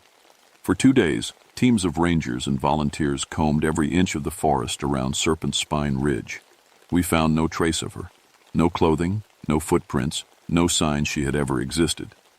But the other children were getting worse. Jamie Wilson's parents brought him to the ranger station because he wouldn't stop crying. He kept saying that Amanda was playing the waiting game with the burned children and that she was getting ready for the Red Moon party. Lucy Patterson had started speaking exclusively in colonial dialect. Her parents were terrified because she no longer seemed to recognize them. When they tried to pack up their campsite and leave, she threw a tantrum and screamed that she couldn't go because her new friends needed her. Most disturbing of all, Marcus Kelly's hair had turned completely white overnight. When his parents took him to a doctor, tests showed that his body was aging at an impossible rate. The doctor said it was like his cells were deteriorating as if he were an old man, not a 10-year-old boy. Time was running out. On October 30th, the day before Halloween and the blood moon eclipse, I made a decision that would haunt me forever. I called the parents of every affected child and told them to bring their kids to the ranger station. I know this sounds crazy, I told them, but I believe your children are in supernatural danger. Something on that ridge is targeting them, and tomorrow night during the eclipse, it's going to try to hurt them. Some parents thought I'd lost my mind, but others had seen enough strange behavior from their children to listen. By evening, I had 7 children and their families gathered at the station. Lucy Patterson, Marcus Kelly, Ashley Martinez, David Chen, Rebecca Foster, Jamie Wilson, and Tommy Morrison. I locked the doors and windows. I armed myself and 2 of the fathers with hunting rifles. I figured if I could keep the children away from the ridge until after the eclipse, whatever supernatural power was affecting them would fade. I was wrong. At 11:47 p.m., just as the lunar eclipse began, every child in the building started walking toward the door. Not running, walking. In perfect synchronization, like they were marching to music only they could hear. Their eyes were open but vacant, and they all wore the same peaceful smile. "Stop them!" I shouted to the parents. We tried, but when we grabbed the children, they felt as light as air, like we were trying to hold on to smoke. They walked right through our arms and moved toward the door. Lucy Patterson reached the door first. She placed her small hand on the deadbolt, and the metal turned red hot. The lock melted away like it was made of butter. All 7 children walked out into the night. "Follow them!" I yelled. But when we tried to leave the building, we couldn't. Some invisible force held us back. We could see out the windows, but we couldn't cross the threshold. Through the window, I watched the children walk toward Serpent's Spine Ridge. They moved in a perfect line, holding hands, their faces turned up toward the blood-red moon. And walking beside them, barely visible in the moonlight, were 13 other children in colonial clothing. The ghost children had become solid. I don't know how long we were, trapped in that building. It felt like hours, but it might have been minutes. Time seemed broken during the eclipse. Finally, the invisible barrier released us, and we ran toward the ridge. What we found there will stay with me until I die. In the main stone chamber, 13 colonial children and 7 modern children stood in a circle around a roaring fire that burned without wood. The flames were the same red as the eclipsed moon, and they gave off no heat, but they lit up the entire chamber like daylight. The ghost children looked solid and real now. I could see details I'd missed before. The colonial girl named Mercy had blonde braids. The oldest boy, Thankful, had green eyes. They looked like normal living children, except for their burned clothing and the ancient sadness in their eyes. Our children stood among them, smiling peacefully, but I could see they were aging rapidly. Marcus Kelly looked like a teenager now, his face gaunt and lined. Little Jamie Wilson's hair was gray and his hands looked wrinkled. "Welcome, adults," said Thankful, the oldest ghost child. His voice echoed unnaturally in the chamber. "You have come to witness the great game. Your children have chosen to join us in death so that we might all find peace together." "Let them go!" screamed Mrs. Patterson. "They're just babies." "As were we," said little Mercy, her 6-year-old voice eerily calm. "We died in terror and pain, crying for our mothers. These children will die surrounded by friends, knowing they go to a better place." I stepped forward. "You said I could see Emma again." The ghost children parted and Emma appeared by the fire. She looked exactly as she had in life. 7 years old, bright eyes, missing front tooth. But she seemed more solid now, more real. "Mommy," she said, holding out her arms, "I can hug you now, but only if you come with us."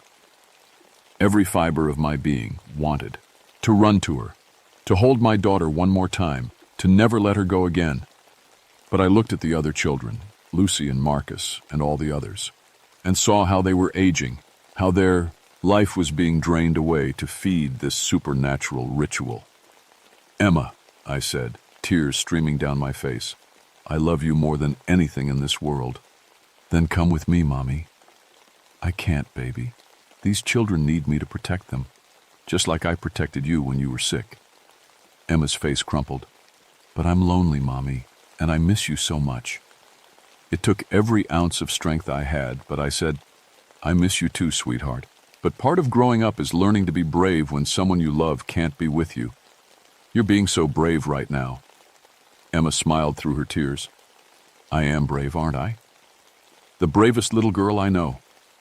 That's when Thankful, the oldest ghost child, stepped forward. The ritual has begun. It cannot be stopped. These children will join us, and we will all find peace. But I noticed something in his eyes. Doubt. You don't really want to hurt them, I said. You're children too. You know what it's like to be scared and in pain. We died unjustly, Little Mercy said, but her voice wavered. Yes, you did. And that was terrible and wrong.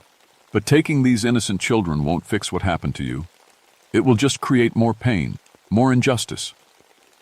I looked directly at Emma. Baby, tell me the truth. Are you really lonely where you are? Emma's expression changed, becoming more mature than her 7 years. No, Mommy, I'm not lonely. There are lots of children where I am, and we play all the time. I just miss you. And I miss you. But missing someone doesn't mean we get to hurt other people to be with them again. I turned to the ghost children. You've been in pain for so long that you've forgotten what it feels like to really be children. Children protect each other. They don't hurt each other. The fire began to flicker and dim. The ghost children looked at each other, confusion and hope warring on their burned faces. For the first time in 300 years, someone was treating them like the innocent victims they had been instead of monsters. We just wanted the pain to stop, whispered Little Mercy. I know, I said. But causing pain to others won't heal your pain. Let these children go back to their families. Let them live their lives. Thankful, the oldest, looked at our 7 modern children who were still aging rapidly in the red firelight. If we release them, we return to the cold stone. We return to waiting and loneliness. No, said Emma, stepping forward. You don't have to be lonely anymore. She held out her hand to Little Mercy. Come with me. Come to the bright place where children go. You don't have to stay trapped here anymore. One by one, the other ghost children joined hands with Emma. As they did, the supernatural fire began to die down, and our living children stopped aging. But the men who hurt us were never punished, said Thankful. They were, I said. Not by human law, but by time and death and judgment. They're gone. You don't have to carry that burden anymore. The last flames flickered out, and the blood moon eclipse ended.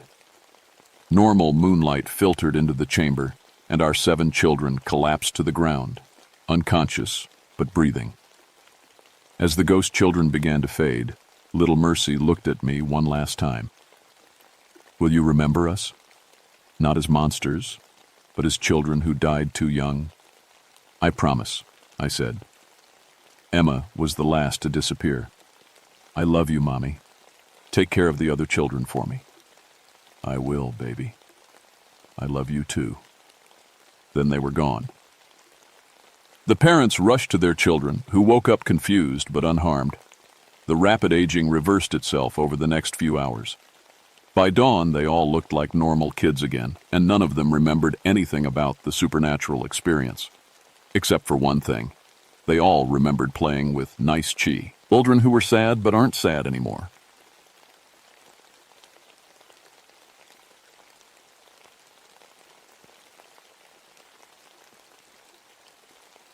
My name is Maria Santos, and I've been a forest ranger for 8 years. I thought I knew everything about predators and how they hunt. I was wrong.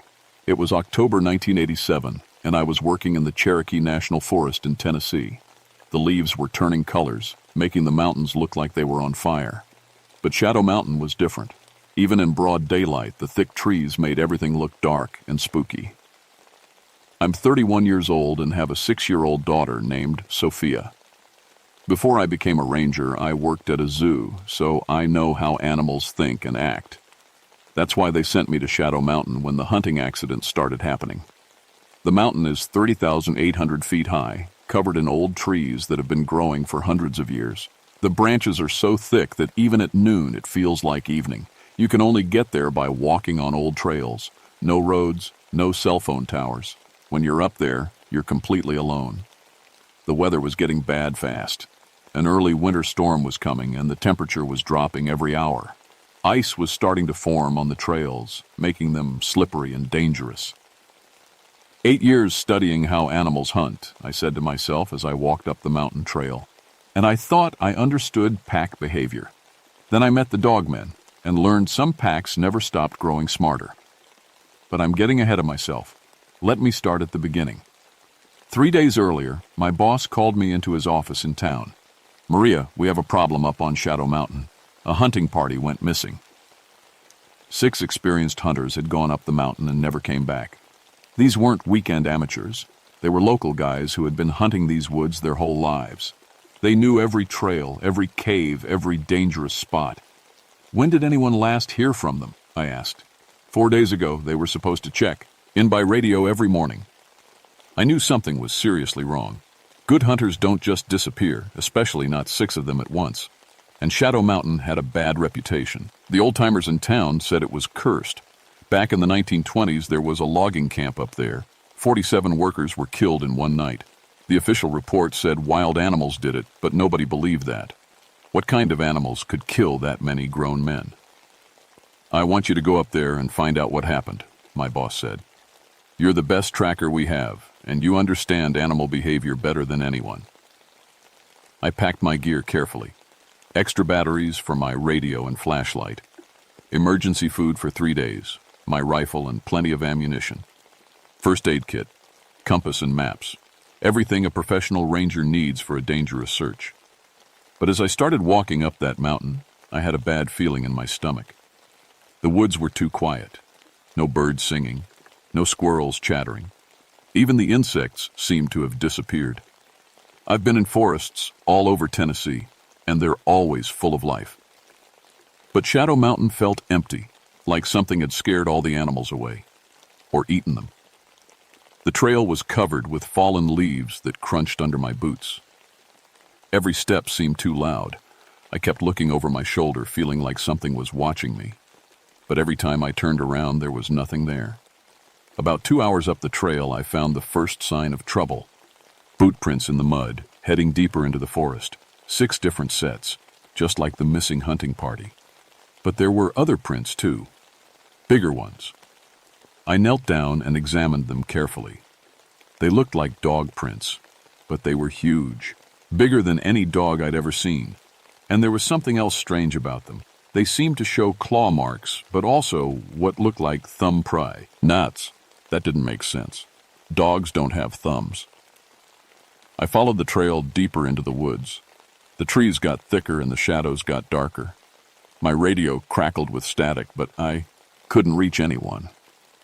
The mountain was blocking all signals. As the sun started to set, I made camp near a small stream. I built a fire and heated up some canned soup. But I couldn't shake the feeling that I was being watched from the darkness beyond my campfire. Just before I went to sleep, I heard something that made my blood run cold. It sounded like voices, but not quite human. Like someone trying to copy human speech, but getting it wrong. I grabbed my rifle and listened carefully. Nothing. Just the wind in the trees and the crackling of my fire. But I knew something was out there. Something that had taken 6 experienced hunters. Something that was now watching me. I didn't sleep much that night. I woke up at dawn to find my campfire had been disturbed. Someone or something had scattered the ashes in a perfect circle around where I'd been sleeping.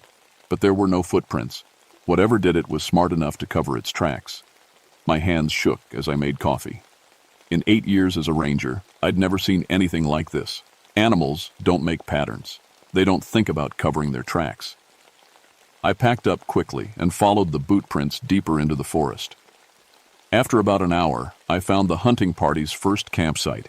Their tents were still standing, but everything inside was gone. Sleeping bags, food, equipment, all missing. But no signs of a struggle. No blood, no torn fabric, no scattered gear. It was like 6 grown men had just walked away from their camp and vanished. I found their second campsite a mile further up the mountain. This one was different.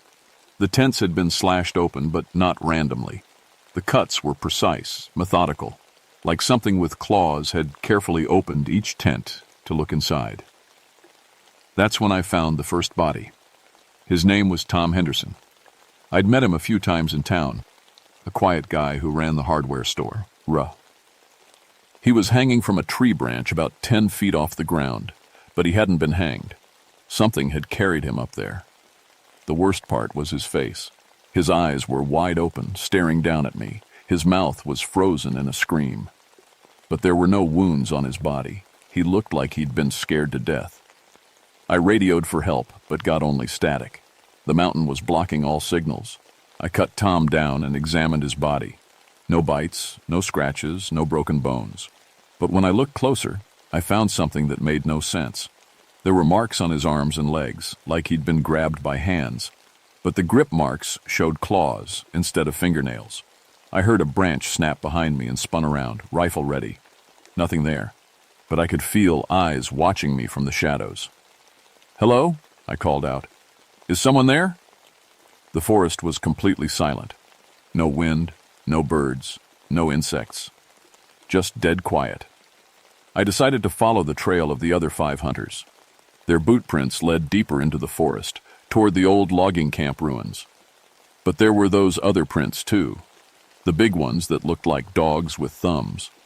The trail went up a steep hill covered with thick bushes. I had to push through branches that grabbed at my clothes and scratched my face. At the top of the hill, I found something that changed everything. It was an observation post. Someone had built a platform in a tall tree, about 20 feet off the ground. It was made from branches and tied together with what looked like rope. But when I looked closer, I realized it wasn't rope at all. It was intestines. Human intestines, dried and twisted into cord. I climbed up to get a better look. From the platform, you could see for miles in every direction. You could watch anyone coming up the mountain trails. You could track them, follow them, hunt them. This wasn't built by any animal. This was built by something intelligent, something that was hunting humans. I climbed down fast and kept following the trail. The boot prints were getting more spread out, like the men had started, running. The dog-like prints were everywhere now, coming from different directions, like a pack surrounding its prey. I found the second body in a small clearing. This one was different, much worse. Jake Morrison had been the leader of the hunting party, a tough guy who'd served in Vietnam. He was sitting against a tree, perfectly positioned like he was just taking a rest. But when I got closer, I saw the truth. He'd been skinned. Someone had carefully removed all the skin from his body and then dressed him in it again, like putting clothes on a doll. His rifle was placed across his lap, but the barrel had been twisted into a knot. What kind of strength does it take to twist steel? There was something carved into the tree behind him. Symbols I didn't recognize. They looked ancient, primitive, but somehow organized, like a language. I took pictures with my camera, but my hands were shaking so bad most of them came out blurry. I had to get out of there. I had to get help. But first, I had to find the other 4 hunters. The trail led to a rocky area near the top of the mountain. The boot prints stopped at the edge of a cliff, but there were no bodies at the bottom. I looked over the edge carefully, just trees and rocks 50 feet down. That's when I heard the voice. "Lost, Ranger?" I spun around, rifle raised. Standing 30 feet away was something that looked like a man but wasn't. It was at least 7 feet tall, covered in dark fur, with a wolf's head on a human body. It was standing upright on 2 legs, but its hands ended in claws. It was wearing clothes, torn pieces of hunting gear taken from the missing men, a camouflage jacket, a hunting vest, a baseball cap that said, "World's Greatest Dad." "Where are the other hunters?" I demanded, trying to keep my voice steady. The creature tilted its head like a curious dog. "Hunters? We are hunters. You are prey." It His voice was rough, like it had learned to talk by listening to humans but didn't quite get it right. But it was definitely speaking English. "What are you?" I asked. It smiled, showing teeth that were too long and too sharp. "Evolution," it said. "What humans should have become." Then it howled. It wasn't the howl of a wolf. It was something else. Something that called to its pack. From the forest around me came answering howls. Different voices, but all the same unnatural sound. I was surrounded. I ran. I crashed through the forest like a madman, branches tearing at my clothes and face. Behind me, I could hear them coming. Not just footsteps. The sound of bodies moving through the trees, jumping from branch to branch, keeping pace with me easily. They were hunting me, but they weren't trying to catch me yet. They were playing with me, like cats with a mouse. I made it to a small stream and splashed across, hoping the water would hide my scent. On the other side, I found a fallen tree and hid behind it, trying to catch my breath and think. That's when I heard the voices. "Help me! Please! Someone help me!" It sounded like one of the missing hunters, like he was hurt and calling for rescue. The voice came from deeper in the forest, where the trees were thickest. I almost went to help. That's what rangers do. We rescue people. But something stopped me. The voice sounded wrong, too perfect, too clear for someone who'd been lost in the woods for days. "Maria! Maria Santos! I know you're out there." Now it was using my name, but how could it know who I was? Unless, "Please, I'm hurt, I can't walk." The voice changed. Now it sounded like my daughter Sophia, like my 6-year-old daughter was lost and scared and calling for her mommy. My heart almost stopped. For a second I almost believed it, almost ran toward the sound. But Sophia was safe at home with my mother, 3 hours away from this nightmare. They were copying voices, learning human speech, using it to hunt. I stayed hidden behind the fallen tree until the voices stopped. Then I heard something worse. Silence. Complete, total silence. Even the wind had stopped. They were close. Very close. I looked around carefully and saw them. 7 of them standing in a circle around my hiding place. They'd surrounded me without making a sound. Each one was different, different sizes, different colored fur, different pieces of human clothing. But they all had the same intelligent, hungry eyes. The one in the middle was the biggest, the leader. It was wearing a park ranger uniform, my uniform, but it was too small for its massive body, stretched tight and torn. "Hello, Maria Santos," it said in a voice that sounded almost human. "We've been waiting for you." "What do you want?" I asked, rifle pointed at its chest. "Your territory," it said. "Your kind keeps coming to our mountain, hunting our prey, taking our resources. We need more space for our pack. This is public land. It belongs to everyone." The leader laughed. It was a horrible sound, like broken glass. "Everything belongs to whoever is strong enough to take it. We are stronger." "Where are the other hunters?" "Learning," it said. "Teaching us. Humans have interesting responses to pain. Very educational." My blood went cold. The other hunters were still alive, being tortured, being studied. "Let them go," I said. "Why would we do that? They're teaching us about human weakness, about how you think, how you react, how you break." The circle started moving closer. I could see their muscles tense, getting ready to attack. "You humans think you're so smart," the leader continued. "But you're predictable, soft, weak. You have tools, but you don't have instincts. You've forgotten how to hunt." "We'll see about that," I said, and fired. The bullet hit the leader in the chest. It staggered back a step, looked down at the blood spreading across its stolen uniform, then looked back at me and smiled. "Interesting," it said. "Painful, but not fatal. We heal fast. Do you have more bullets than we have time?" The wound was already closing, I could see the flesh knitting itself back together. I ran again. This time I headed downhill, toward the old logging camp ruins. If there were buildings there, maybe I could find shelter. Maybe I could make a stand. But they followed easily, howling to each other like they were having fun. They could have caught me any time they wanted. They were faster, stronger, and they knew these woods better than I did. They were hurting me, driving me exactly where they wanted me to go. The ruins appeared ahead. Old concrete foundations, rusted machinery, a few walls still standing. I ran toward the biggest structure, what looked like it had been the main office building. Inside I found horror. The missing hunters were there, all 4 of them, still alive, but barely. They'd been hung upside down from the ceiling beams like meat in a butcher shop. They were conscious, but their eyes were empty, broken. "Maria," one of them whispered. It was Bill Peterson, who owned the gas station in town. "Is that really you?" "I'm here," I said, trying to figure out how to get them down. "I'm going to get you out of here." "No," he said. "You can't.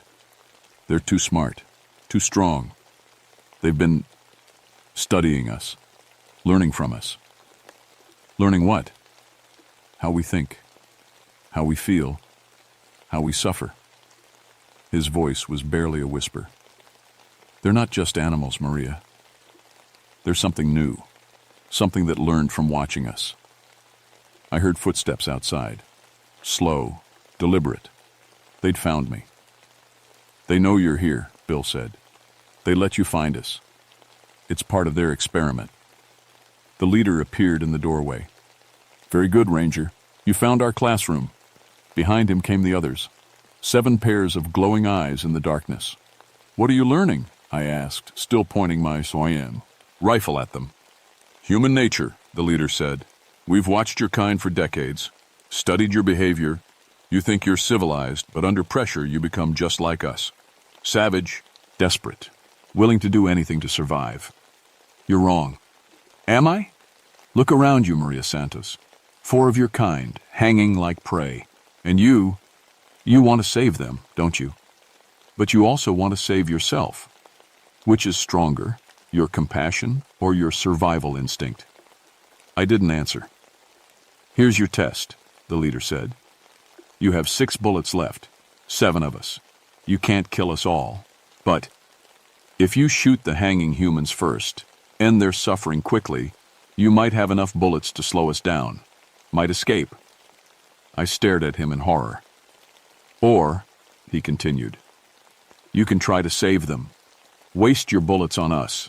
Watch us heal. And then we'll kill you slowly while they watch. Their suffering will continue." "There's a third option," I said. "What's that?" I smiled. "I burn this whole place down." I pulled out my lighter and backed toward a pile of old lumber soaked with motor oil. The dogmen tensed, suddenly looking worried. "Fire?" the leader said. "Clever. But this building is concrete and steel. It won't burn fast enough." "Maybe not," I said, "but I found something interesting when I was looking around." I nodded toward the corner where several red gas cans sat next to an old generator. "The loggers left fuel behind, lots of it." The leader's eyes went wide. For the first time, he looked afraid. "You'll kill your own kind," he said, gesturing to the hanging hunters. "They're already dead?" I said, looking at Bill and the others. "You broke them. Best I can do now is make it quick." Bill nodded weakly. "Do it, Maria. Don't let them learn anything else from us." I flicked the lighter and tossed it onto the oil-soaked wood. Flames erupted instantly, spreading fast across the floor. The dogmen howled in rage and fear. They rushed toward me, but I was already moving. I grabbed one of the gas cans and threw it into the fire. It exploded like a bomb, filling the building with flames. The creatures scattered, some on fire, all of them making sounds I'd never heard before. Not howls, not screams, but something in between. I ran for a hole in the back wall, diving through as another gas can exploded behind me. The whole building was becoming an inferno, but I wasn't safe yet. Through the flames I could see shapes moving. They were hurt, but not dead. and they were angry. I ran into the forest, using the light from the fire to see where I was going. Behind me, the building collapsed with a crash that shook the whole mountain. Then I heard something that chilled me to the bone. Laughter. The pack leader emerged from the flames, half his fur burned away, skin black and blistered. But he was healing even as I watched. "Impressive," he said, his voice now raspy from smoke. "You think like a predator. I respect that." "It's over," I said. "I destroyed your base, killed your prisoners." "You freed our prisoners," he corrected. "Now we don't have to feed them anymore. And you taught us something valuable." "What's that?" "Humans are most dangerous when they have nothing left to lose." He smiled, showing teeth stained with blood. "We need to remember that for next time." The other pack members emerged from the burning ruins. 6 of them, all injured but alive. All healing. "Next time?" I asked. "Oh yes. You don't think this ends here, do you? You've seen us now. You know we exist. That makes you dangerous." I raised my rifle, but my hands were shaking. I was down to 3 bullets, facing 7 creatures that could heal from almost any wound. "But," the leader continued, "you've also proven yourself worthy of respect. You fought well, thought like a hunter, showed proper pack instincts." "What are you saying?" "I'm offering you a choice. Join us or die here." "Join you?" I stared at him in disbelief. "You're monsters." "We're in the future," he said. "Evolution in action. Your kind had your chance to rule this planet. You failed. Too soft, too weak, too concerned with being civilized." "We're not weak." "Aren't you? Look around, Maria Santos. This mountain belongs to us now. We've eliminated every human who entered our territory for 2 years. Rangers, hikers, hunters, all gone, all feeding our pack."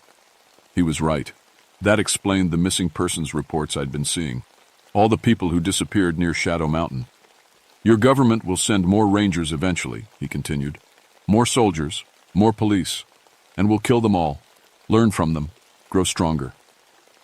Someone will stop you." "Who?" "You can't prove we exist. No bodies, no evidence, and even if you could, who would believe you? Giant wolves that walk upright and use tools? That heal from bullets? That speak English?" He had a point. Even if I survived this, who would believe my story? "So here's my offer," the leader said. "Walk away. Forget what you saw here.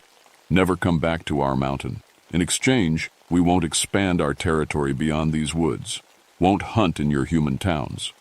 And if I refuse, then you die here and we expand our hunting grounds anyway. Your choice." I looked at the burning ruins behind him, at the 6 other creatures surrounding me, at my rifle with 3 bullets that couldn't really hurt them. I thought about my daughter Sophia, safe at home with my mother, about all the other families who had people working in these mountains. "How do I know you'll keep your word?" I asked. "Because unlike humans, we don't lie. We don't need to. We're apex predators." I lowered my rifle slowly. "Smart choice," the leader said. He reached out one clawed hand. "But first, you need to be marked." "Marked?" "So other packs will know you're under our protection, and so you'll remember this agreement." Before I could react, he grabbed my arm and dug his claws deep into my flesh. Pain shot through me like lightning. But it wasn't just pain, it was something else. Like he was marking me not just physically, but somehow deeper. "There," he said, releasing my arm. "Now you carry our scent. Any of our kind will know you've made a pact with us."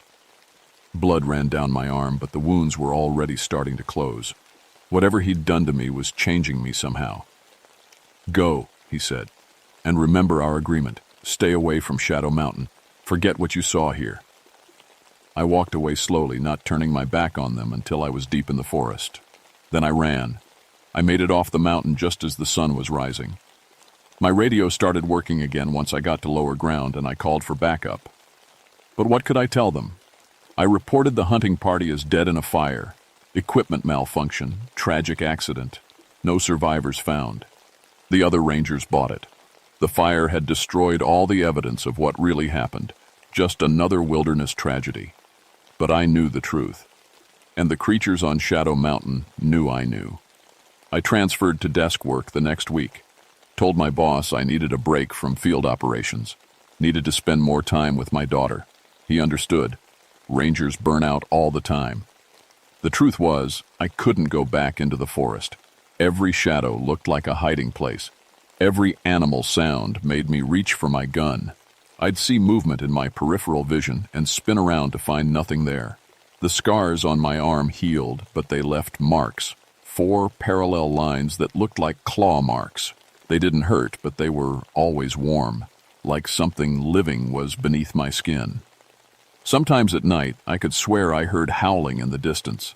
Even though I lived in town now, miles from any real wilderness, the creatures had marked me, and somehow I was still connected to them. I started monitoring missing persons reports across Tennessee. Hikers who vanished, hunters who never came home, campers who disappeared without a trace. Most of them were near mountains, near forests, where something intelligent could hide and hunt. The reports increased over the next few months, not just in Tennessee, Kentucky, North Carolina, Virginia. Like the pack was growing, expanding, teaching others. I never saw them again, but I knew they were out there, watching, learning, evolving. 6 months later, I got a call from a ranger in Kentucky. 3 experienced mountaineers had vanished near Cumberland Falls.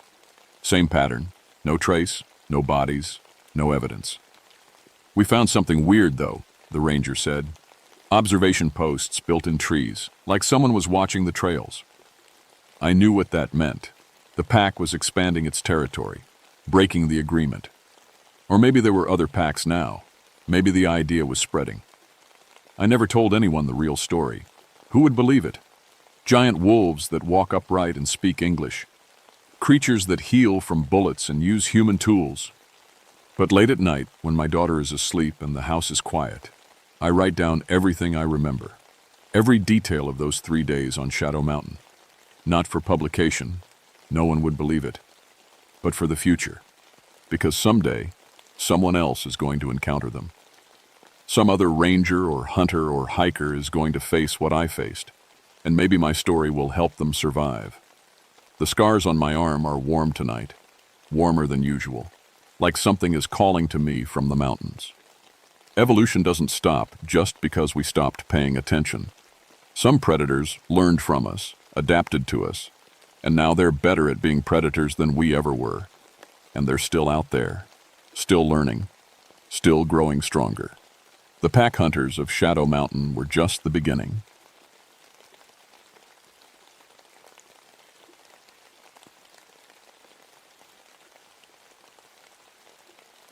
My name is Robert Mackenzie, and I've been pulling bodies out of these West Virginia cliffs for 23 years.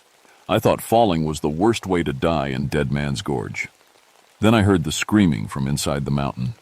People don't understand what it's like being a ranger in coal country.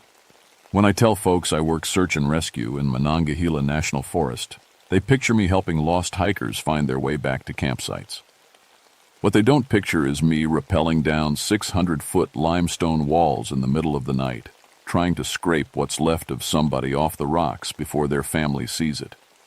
I know death. Knew it before I ever put on this ranger uniform. Spent 15 years underground in the mines before a support beam came down wrong and took most of the hearing in my left ear. That accident saved my life, strange as it sounds. Forced me up into the sunlight, into this job where I could use what I learned about ropes and tight spaces to help people instead of just digging coal for some company that didn't give a damn if I made it home. The hearing loss taught me something useful, though. When you can't hear everything the normal way, you start feeling sound instead. Vibrations through your bones, through the rock itself. I can tell when a cliff face is about to give way just by pressing my palm against the stone. Saved more than one life that way. Dead Man's Gorge earned its name honest. The limestone walls drop straight down for 600 feet, and the bottom is nothing but jagged rocks and a creek that turns into a raging river every spring. The acoustics down there are strange. Sounds bounce around and get mixed up, so you might hear your own voice coming back to you from 3 different directions. Local folks have always said the place is cursed. It goes back to the 1880s when there was a big mining operation in these hills. Something went wrong, cave-in or gas explosion, stories change depending on who's telling it, and they lost almost 90 men in one day. Company just sealed up the mine and walked away. Left those boys buried down there like they never existed. I never put much stock in ghost stories. Dead is dead, and I've seen enough of it to know. But that was before March of 1979, when everything changed. The call came in on a Tuesday morning. Early spring thaw had the ice breaking up in the gorge, and we had severe thunderstorms rolling in. Perfect conditions for somebody to get themselves killed. 3 rock climbers from the university had been practicing their technical climbing on the north face when they heard something that made them scramble up their ropes faster than they'd ever moved in their lives. "There's a woman screaming for help down there," the lead climber told me when I met them at the parking area. His name was Dave, senior engineering student, the kind of careful climber who checked his gear twice and never took stupid risks. "She's trapped somewhere inside the cliff face. We could hear her clear as day, but we couldn't see any cave openings or cracks big enough for a person." I studied the cliff through my binoculars. Solid limestone, weathered smooth by a million years of rain and wind. No visible cave mouths or crevices, but sound plays tricks in the gorge. Maybe there was someone hurt down at the bottom, and the echoes were making it seem like the voice came from inside the rock. "How long ago did you hear this?" I asked. "About an hour. We waited around for maybe 20 minutes, but the screaming stopped. Then it started up again, just as we were packing to leave." That's when I heard it myself. A woman's voice, high and desperate, crying out for help. But Dave was right. It wasn't coming from the bottom of the gorge. It was coming from inside the cliff face, somewhere about halfway down the north wall. The sound raised every hair on my arms.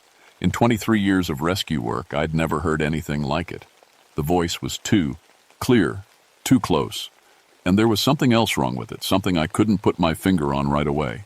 I radioed for backup and started getting my gear ready. Whatever was happening down there, somebody needed help, and that was my job, even if everything about the situation felt wrong. The screaming came again as I was checking my ropes. This time I was ready for it, and I pressed my palm against the limestone to feel the vibrations. What I felt made my blood go cold. The sound wasn't just coming from inside the rock. It was making the whole cliff face vibrate like a tuning fork. In all my years working with stone and mountain rescue, I'd never felt anything like it. Sound just doesn't work that way. My backup arrived as the 3rd round of screaming started. Jerry Walsh, been my partner for 8 years, and 2 younger rangers I'd been training. They all heard it clear as day. "Jesus, Robert," Jerry said, staring at the cliff face. "That woman sounds like she's dying." I timed it. The screaming lasted exactly 4 minutes, then stopped. 23 minutes later, it started up again. Same duration, same timing. Too regular to be natural. "Jerry, call the university geology department. Tell them we need someone with ground-penetrating radar out here fast. There's got to be a cave system we don't know about." I finished coiling my rope. "I'm going down to take a look." "The hell you are. Not alone, anyway." But I was already rigging my rappel anchor. Something about those screams was eating at me. They sounded familiar somehow, like a song you can't quite remember. And there was that wrongness I'd sensed earlier. The voice was too loud, too clear, like it was being amplified somehow. I started my descent during one of the quiet periods. The limestone was slick from the morning frost, and storm clouds were building overhead. Not ideal conditions for Technica or rescue, but I'd worked in worse. Halfway down, I found what I was looking for. Hidden behind a natural curtain of rock, almost invisible unless you were looking at exactly the right angle, was the entrance to a cave. Big enough for a person to squeeze through, but you'd have to know it was there to find it. I switched on my headlamp and called up to Jerry. "I found a cave opening. I'm going in to investigate." "Wait for backup!" But I was already squeezing through the opening. The cave was bigger inside than I'd expected, part of a natural limestone formation that probably connected to the old mine workings somewhere deeper in the mountain. My light showed a narrow tunnel stretching back into darkness, with fresh scratches on the walls like someone had been clawing at the rock. That's when I heard the footsteps behind me. I spun around, heart hammering, and saw a shape moving in the tunnel entrance. Human-sized, but wrong somehow. Moving too smoothly, like it was floating instead of walking. "Hello?" I called out. "Ma'am, are you hurt? I'm here to help." The shape stopped. In the bouncing light of my headlamp, I caught a glimpse of pale skin and dark hair, but the features kept shifting like I was looking at her through water. Then she opened her mouth and screamed. The sound hit me like a physical blow. Not just loud in a way that reached inside my chest and squeezed my heart like a fist. I felt blood trickling from my nose, tasted copper in my mouth. The cave walls around me started to crack, tiny stress fractures spreading out from where the sound waves hit the stone. I stumbled backward, hands over my ears, but the screaming seemed to come from inside my skull. My damaged left ear was ringing like a fire bell, and the vibrations were traveling through my bones, making my teeth ache. The woman, or whatever she was, moved closer. In the strobing light, I saw her face clearly for just a second. Beautiful and terrible at the same time, with eyes like black holes and a mouth opened impossibly wide. Then the scream reached a new pitch, and one of my headlamp bulbs exploded. I ran, squeezed back through that cave entrance faster than I'd ever moved, rappelled down the rest of the cliff face like the devil was after me. Maybe he was. When I reached the bottom, I was shaking so hard I could barely untie my ropes. Jerry was waiting with the radio. "Robert, what the hell happened up there? We heard the screaming again and then something like an explosion." I looked up at the cave opening, now just a dark spot on the cliff face. "We need to evacuate this area, now." "What did you see?" I was trying to figure out how to explain what couldn't be explained when we heard the screaming start again. But this time it was different, louder, angrier. And it was coming from multiple places at once. Not just the cave I'd found, but from deeper in the mountain, echoing through hidden passages and forgotten mine shafts. The sound rolled across the gorge like thunder, and I felt it in my bones. Every bird for a mile around went silent. Even the wind seemed to stop. That's when we found Tommy Briggs. He'd been one of the university climbers, the youngest of the three. Must have gone back down into the gorge while we were busy with the rescue preparations. We found him at the bottom, next to the creek that runs through the deepest part of the canyon. He was still alive when we reached him, but barely. Both eardrums had burst, blood trickling from his ears and nose. But that wasn't the worst part. The worst part was his eyes, wide open, staring at something the rest of us couldn't see, while his mouth moved in a silent scream. He died before we could get him out of there, and his last words were barely a whisper. "She's so beautiful. Why won't she stop singing?" By the time the geology team arrived the next morning, I'd done some research of my own. Spent half the night in the county records office digging through old mining, surveys, and accident reports from the 1880s. The Dead Man's Gorge Mining Company had operated 3 separate shafts in these hills. The main operation was deeper in the mountain, but they'd run smaller tunnels right through the gorge itself, following veins of coal that ran along the limestone deposits. On March 15, 1883, something went wrong. The official report called it a catastrophic structural failure. A cave-in that started in the deepest shaft and spread through the whole mine complex in less than 5 minutes. 89 men underground when it happened. The company managed to get 23 of them out alive, but the rest were trapped too deep to reach. What struck me was the timing. The survivors all reported the same thing. The cave-in happened in stages, exactly 4 minutes apart. First, the main shaft collapsed. 4 minutes later, the secondary tunnels. 4 minutes after that, the final section came down, sealing the mine forever. And then there was the widow. Mary Catherine Donovan, 26 years old, married to Patrick Donovan, the mine foreman.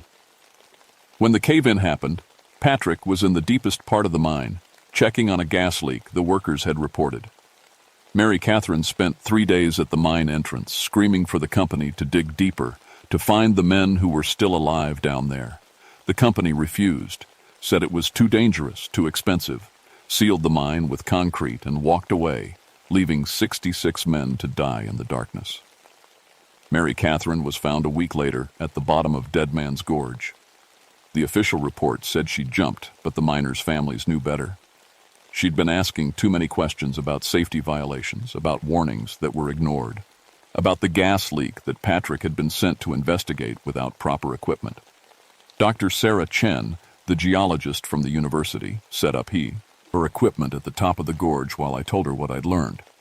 Ground-penetrating radar, seismic sensors, acoustic analysis gear, technology that could see through solid rock and to map what lay beneath. "There's definitely a cave system down there," she said, studying her readouts. "Extensive, too. Looks like it connects to some kind of man-made tunnels about 400 feet down. And Robert..." She looked up at me with worried eyes. "I'm reading seismic activity, not earthquake activity. Sound waves. Massive sound waves originating from deep underground." That's when Jerry came running up from the gorge. "Robert, we got a problem. Big problem." Another climber had gone into the gorge during the night. Sarah Martinez, experienced cave explorer who'd heard about our mystery woman from the university kids. She'd rappelled down to investigate the cave I'd found, and she'd been down there for 6 hours. We could hear her screaming. Not the regular screaming that came every 23 minutes. Sarah's voice, raw and terrified, begging for help. But mixed in with her cries was something else. The other voice, the one that turned stone to powder and made strong men die with blood running from their ears. I was rigging my gear for another descent when Jerry grabbed my arm. "You can't go down there. Whatever's in that cave, it killed Tommy Briggs and it's killing Sarah Martinez. We need to call for backup, get some kind of specialist team. She'll be dead by the time they get here. She might be dead already." But I could hear Sarah screaming, and I knew what that sound meant. She was alive and she was terrified, and she was trapped with something that shouldn't exist. This time I went down prepared. Ear protection, emergency flares, and my grandfather's old mining helmet, steel and leather that had kept him alive underground for 40 years before the mountain finally got him. Dr. Chen had rigged me with a radio headset and a small seismic sensor that would record whatever I found down there. The cave entrance looked different in daylight. Bigger, somehow, and darker. The scratches on the walls were deeper, too, carved into the limestone like someone had been clawing at the rock for years. I found Sarah about 50 feet into the tunnel system in a natural chamber where the cave opened up into a larger space. She was pressed against the far wall, staring at something in the center of the chamber that my light couldn't quite illuminate. "Sarah, I'm here to get you out!" She turned toward me, and I saw what 6 hours in that place had done to her. Her fingernails were torn and bloody from clawing at the stone. Her eyes were wide and unfocused, like she'd seen something that broke her mind. Blood had dried under her nose and around her ears. "She's beautiful," Sarah whispered. "She's so beautiful, and she won't stop singing. She wants me to stay with her. She wants me to help her find Patrick." That's when I saw her. Mary Catherine Donovan stood in the center of the chamber like she'd been waiting for us. Tall and pale, wearing a dress that might have been white once but was now the color of old bones. Her dark hair flowed around her face like she was underwater. And her eyes were holes in the world. Black spaces that seemed to pull light into them and swallow it whole. When she looked at me, I felt something cold wrap around my heart and squeeze. But it was when she opened her mouth that I understood what we were really dealing with. Her mouth opened wider than any human mouth could open, unhinging like a snake's jaw, and the scream that came out wasn't just sound. It was grief made into a weapon. 100 years of rage and loss and betrayal focused into sound waves that could shatter stone and stop a man's heart. I felt my ribs vibrate, felt blood vessels bursting in my nose and ears. The walls of the cave started to crack and crumble. Through the ringing in my ears, I heard Dr. Chen's voice, and the radio. "Robert, get out of there. The seismic readings are off the charts. The whole cave system is destabilizing." But Sarah was on her knees now, blood running from her ears, and the banshee's scream was getting louder. I had maybe 30 seconds before the sound killed us both. That's when I noticed the symbols carved into the chamber walls, not random scratches. Deliberate markings, letters and numbers carved deep into the limestone. Mining survey marks, the kind my grandfather had taught me to read when I was a boy. And there, in the deepest part of the chamber where Mary Catherine's screams were focused, I saw something that made everything click into place. A section of the wall that wasn't natural limestone at all, but old concrete and steel, the sealed entrance to the Dead Man's Gorge mine shaft. She wasn't trying to kill us. She was trying to break through. "Sarah, cover your ears and follow me," I shouted over the banshee's wails. "Stay close and don't look at her." But Sarah was too far gone, lost in whatever spell Mary Catherine's voice had woven around her mind. The scream reached a new pitch, and I watched Sarah Martinez die the same way Tommy Briggs had died, conscious and aware while her body tore itself apart from the inside. I ran for the sealed mine entrance, my grandfather's helmet light cutting through the darkness. Up close I could see how old the concrete was, cracked and crumbling after nearly a century. And carved into the stone beside it, almost hidden by mineral deposits, were words in my grandfather's handwriting. They sealed us in. "Tell Mary Cat we tried to get home. P. Donovan, March 1883. Patrick Donovan, Mary Catherine's husband, the mine foreman who'd been sent down to check that gas leak. My grandfather had known him, worked beside him in those tunnels. They'd died together when the company chose profit over human life." Mary Catherine's screaming stopped suddenly, and the cave went silent except for the sound of falling pebbles. I turned around slowly, and she was right behind me, close enough to touch. Close, I could see through the supernatural terror to the woman underneath, young, heartbroken, driven mad by loss and injustice. "You're Patrick's blood," she said, and her voice was different now. Sad instead of terrifying, lonely instead of enraged. "I can see him in your face. See John Mackenzie, too. Your grandfather was a good man. He tried to get Patrick out." I nodded, not trusting my voice. The walls around us were still cracking from her earlier screams, and I could hear water starting to seep through the stone. The spring floods were coming, and if this chamber flooded with us in it, they're still down there, Mary Catherine continued, looking at the sealed mine entrance. "Patrick and your grandfather and all the rest. 66 men who died because the company wouldn't spend money on proper supports, wouldn't listen when Patrick told them about the gas. They sealed them in like they were nothing." "Mary Catherine," I said carefully, "they're gone. They died 100 years ago." Her eyes flashed with that terrible black light. "Gone? Gone where?" "They're 10 feet behind that wall, boy. 10 feet and a century of lies. The company called it an accident, paid the families $20 each, and walked away rich. But I know the truth. Patrick wrote it all down. Everything they did wrong. Every warning they ignored." The water was coming faster now, ankle deep and rising.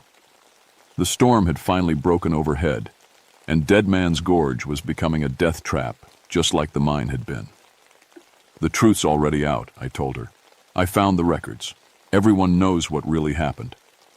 Records can be buried. Truth needs to be seen, touched, held in human hands." She moved toward the sealed entrance, and when she touched the concrete, it began to crack.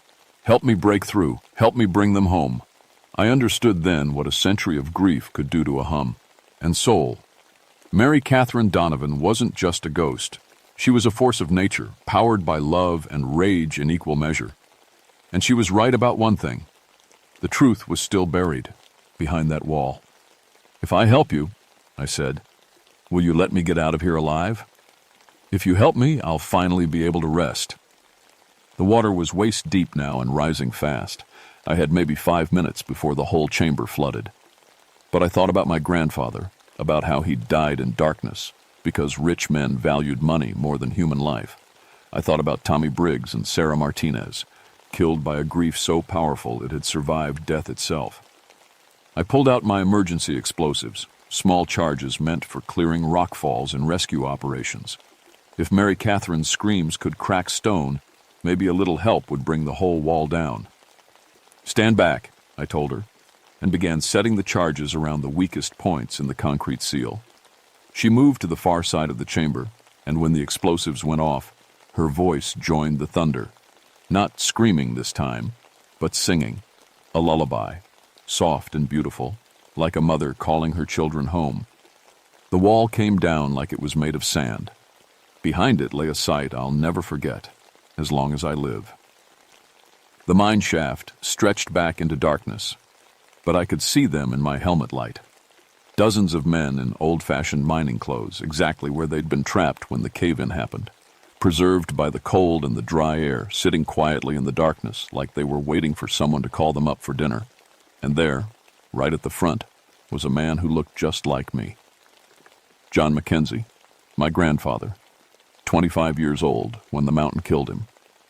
Next to him sat Patrick Donovan, Mary Catherine's husband, still holding the notebook where he'd written down all the safety violations that had caused the disaster. Mary Catherine walked past me into the mine shaft, and as she moved among the dead men, something changed. The terrible cold that had filled the chamber began to fade. The black holes that had been her eyes became warm and brown and human again. When she knelt beside Patrick's body, she looked like what she'd always been, a young woman who'd lost the man she loved.